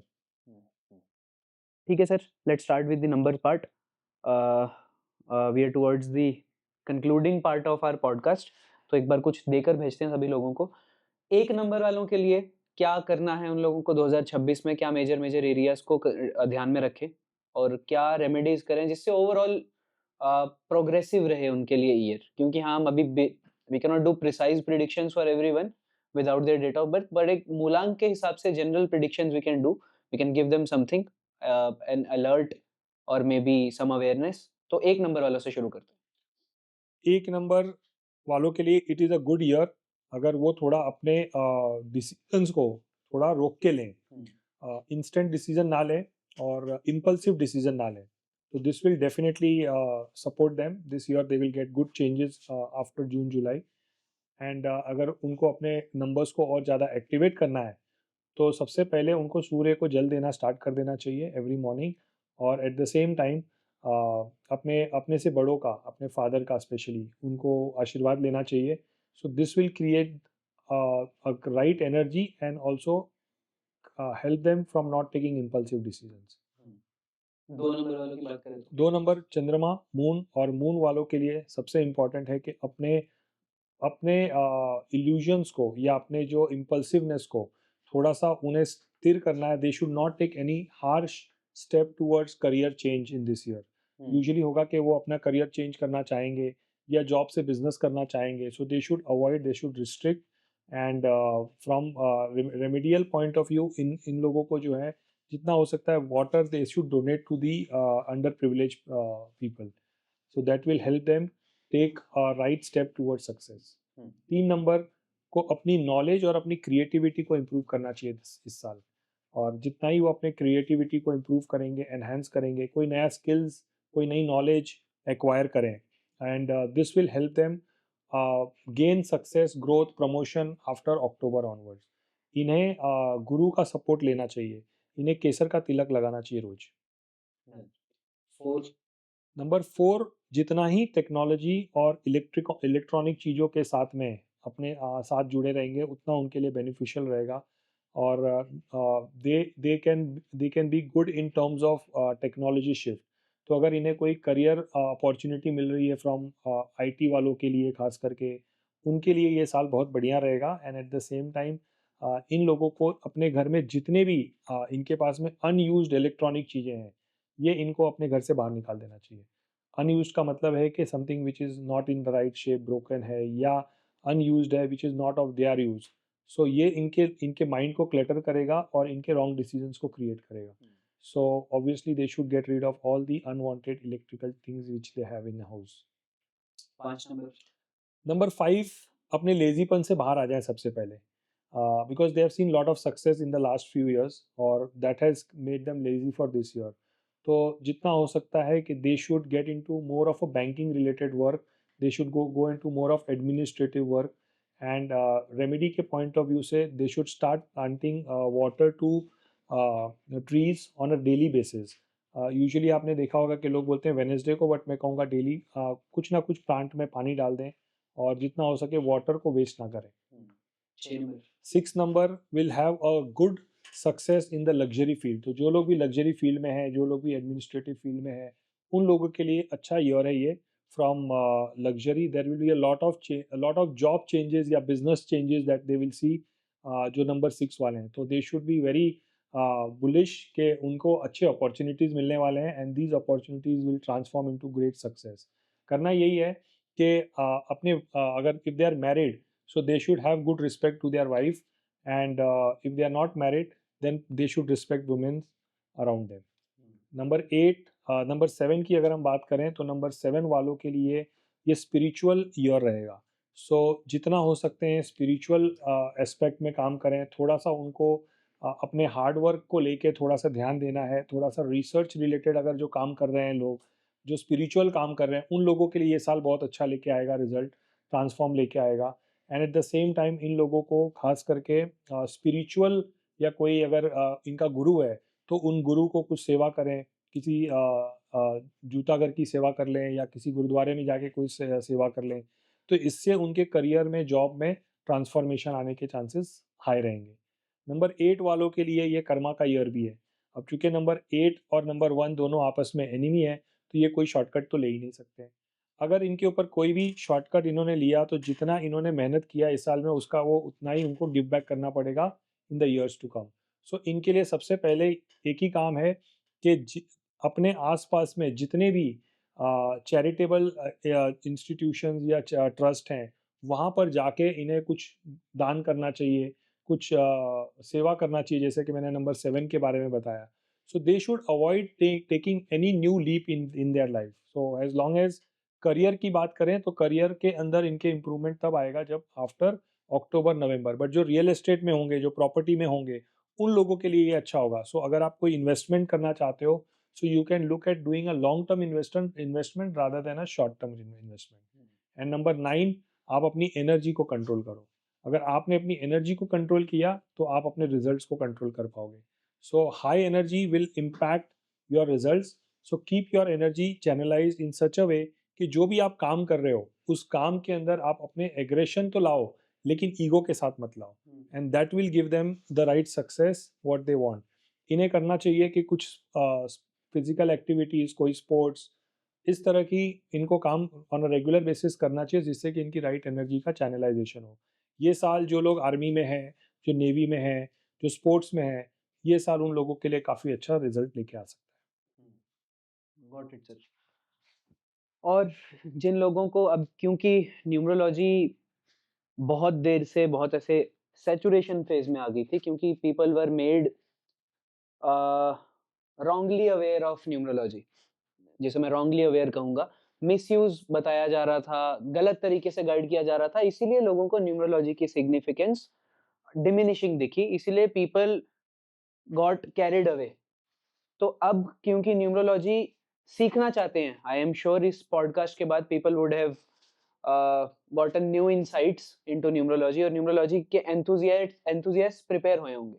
तो आपने पहले स्कोप की बात भी करी थी कि there is significant scope in learning numerology and monetizing it, खुद के लिए भी दूसरों के लिए भी एक हेल्पफुल टूल ये बन जाएगा। क्यों सीखना चाहिए लोगों को? सीखना चाहिए तो क्यों सीखना चाहिए, और how they can start with it? So like I always say कि unless you try it, you will not be able to see the right outcome of it. तो see it to believe it वो वाला हाल है। तो आप पहले इसको try करो, तभी जाके आप इसको गेज कर पाओगे। और मुझे ये लगता है, जैसे मैंने स्टार्ट में भी आपसे कहा, कि numerology is not a subject जिसको आपने सीख लिया और आपने डायरेक्टली आपने कुछ बटन दबाया और आप सक्सेसफुल हो गए। न्यूमरोलॉजी एज अ लर्निंग, अगर आप इसकी इम्प्लीमेंटेशन आप अपनी डे टू डे लाइफ में करते हो, it is a process, it is a channel that you need to follow for your success. So definitely it is a must for everybody for their day to day life. So it is a day to day science जो कि हमें अपने जीवन में incorporate करना ही पड़ेगा from a result perspective. चाहे हम मोबाइल नंबर की बात करें, या नेम की बात करें, या कोई डिसीजन लेना है उसकी बात करें, या कोई पार्टनरशिप फॉर्म करना है उसकी बात करें, या कोई भी करियर सेलेक्ट करना है उसकी बात करें। सो अगर कोई आपके व्यूअर्स अगर न्यूमरोलॉजी के बारे में कुछ अच्छी अंडरस्टैंडिंग लेना चाहते हैं, तो आई थिंक उनको सबसे पहले इसको सीखना पड़ेगा, रादर देन कुछ यूट्यूब पे जाके कोई वीडियोस उठा के चेक कर लिया या सुन लिया।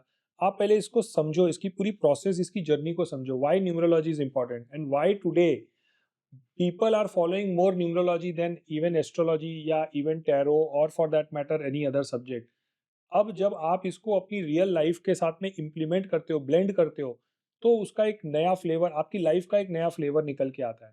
और इसीलिए the success to get is not about numerology but in the subject itself, कि अगर आप उसको डे टू डे लाइफ में इनकॉर्पोरेट करोगे, then only you will be able to find the right mix of success for yourself. Sir आपकी सारी बातें सुनकर तो बहुत ज़्यादा ऐसे लगा कि आप बहुत एक एम्बिशियस विजनरी इंसान हो इन टर्म्स ऑफ गाइडिंग पीपल। जिस तरह से भी आपने बात करी है, हमें नॉलेज के साथ फेमिलियर कराए, तो आपका अभी न्यूमरोलॉजी को लेके अगले 4-5 साल 6 साल का विजन क्या है? मैं देखिए वागीश बताना चाहूँगा कि न्यूमरोलॉजी इज़ एन अनटैप्ड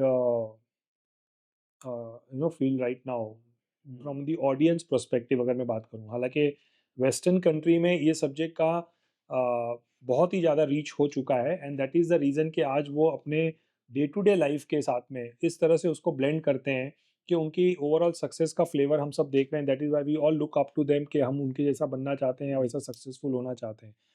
अब इसीलिए हमने ये जो कोर्स जो डिज़ाइन किया है, जिसके अंदर सबसे पहले तो मैंने एक समय ऐसा आ गया कि now it is a time to give back to the society, because I think इसी सब्जेक्ट ने मुझे बहुत कुछ दिया है, और मैंने ज़ीरो से चीज़ों को स्टार्ट करते हुए आज मैं यहाँ तक पहुँचा हूँ। उसके पीछे I think numerology is one part जो बहुत बड़ा कंट्रीब्यूटर है मेरे लाइफ का।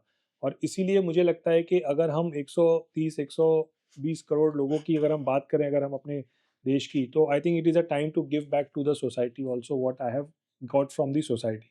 और इसमें numerology can be that one contributing factor for success in every family of the Indian society.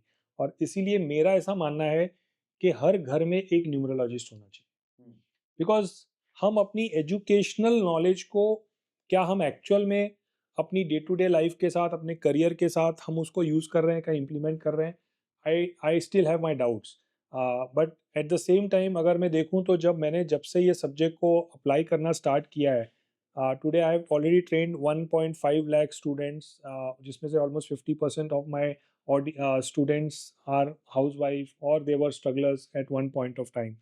आज के तारीख में वो 1.5 लाख की कम्युनिटी ने बहुत से लोगों के लाइफ में बदलाव लाई है।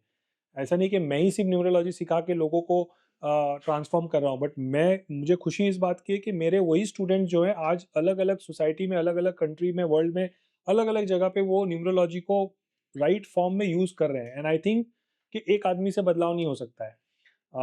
There are more people required to bring a change in the society for a good. और इसीलिए 5 लाख से ज़्यादा कम्युनिटी एस्टैब्लिश करना, that is my first vision.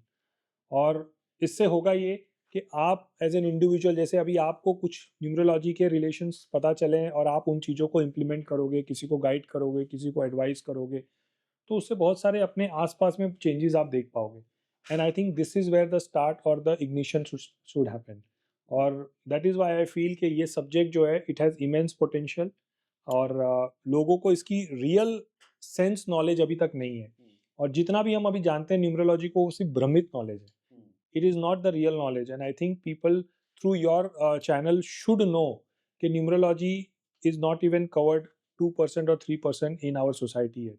और अगर आप इमेजिन करिए कि अगर ये 3% का रिजल्टिंग फैक्टर ये है, अगर यही अगर 50% पे पहुंच जाए, so what difference can it bring to the society? And one Dr. Chaitanya Mishra cannot do all the difference, and इसीलिए I think we need to contribute together. And I would request all your audience to be part of this great success, where we can all make a success story for ourselves. That sounds really great, and we really hope that we achieve this together in a very short span of time. Great, sir. So, your experience of over 20 years with being taught over 1,50,000 plus students speaks very loudly, and I'm sure कि सभी लोगों को भी ऐसा लगा होगा।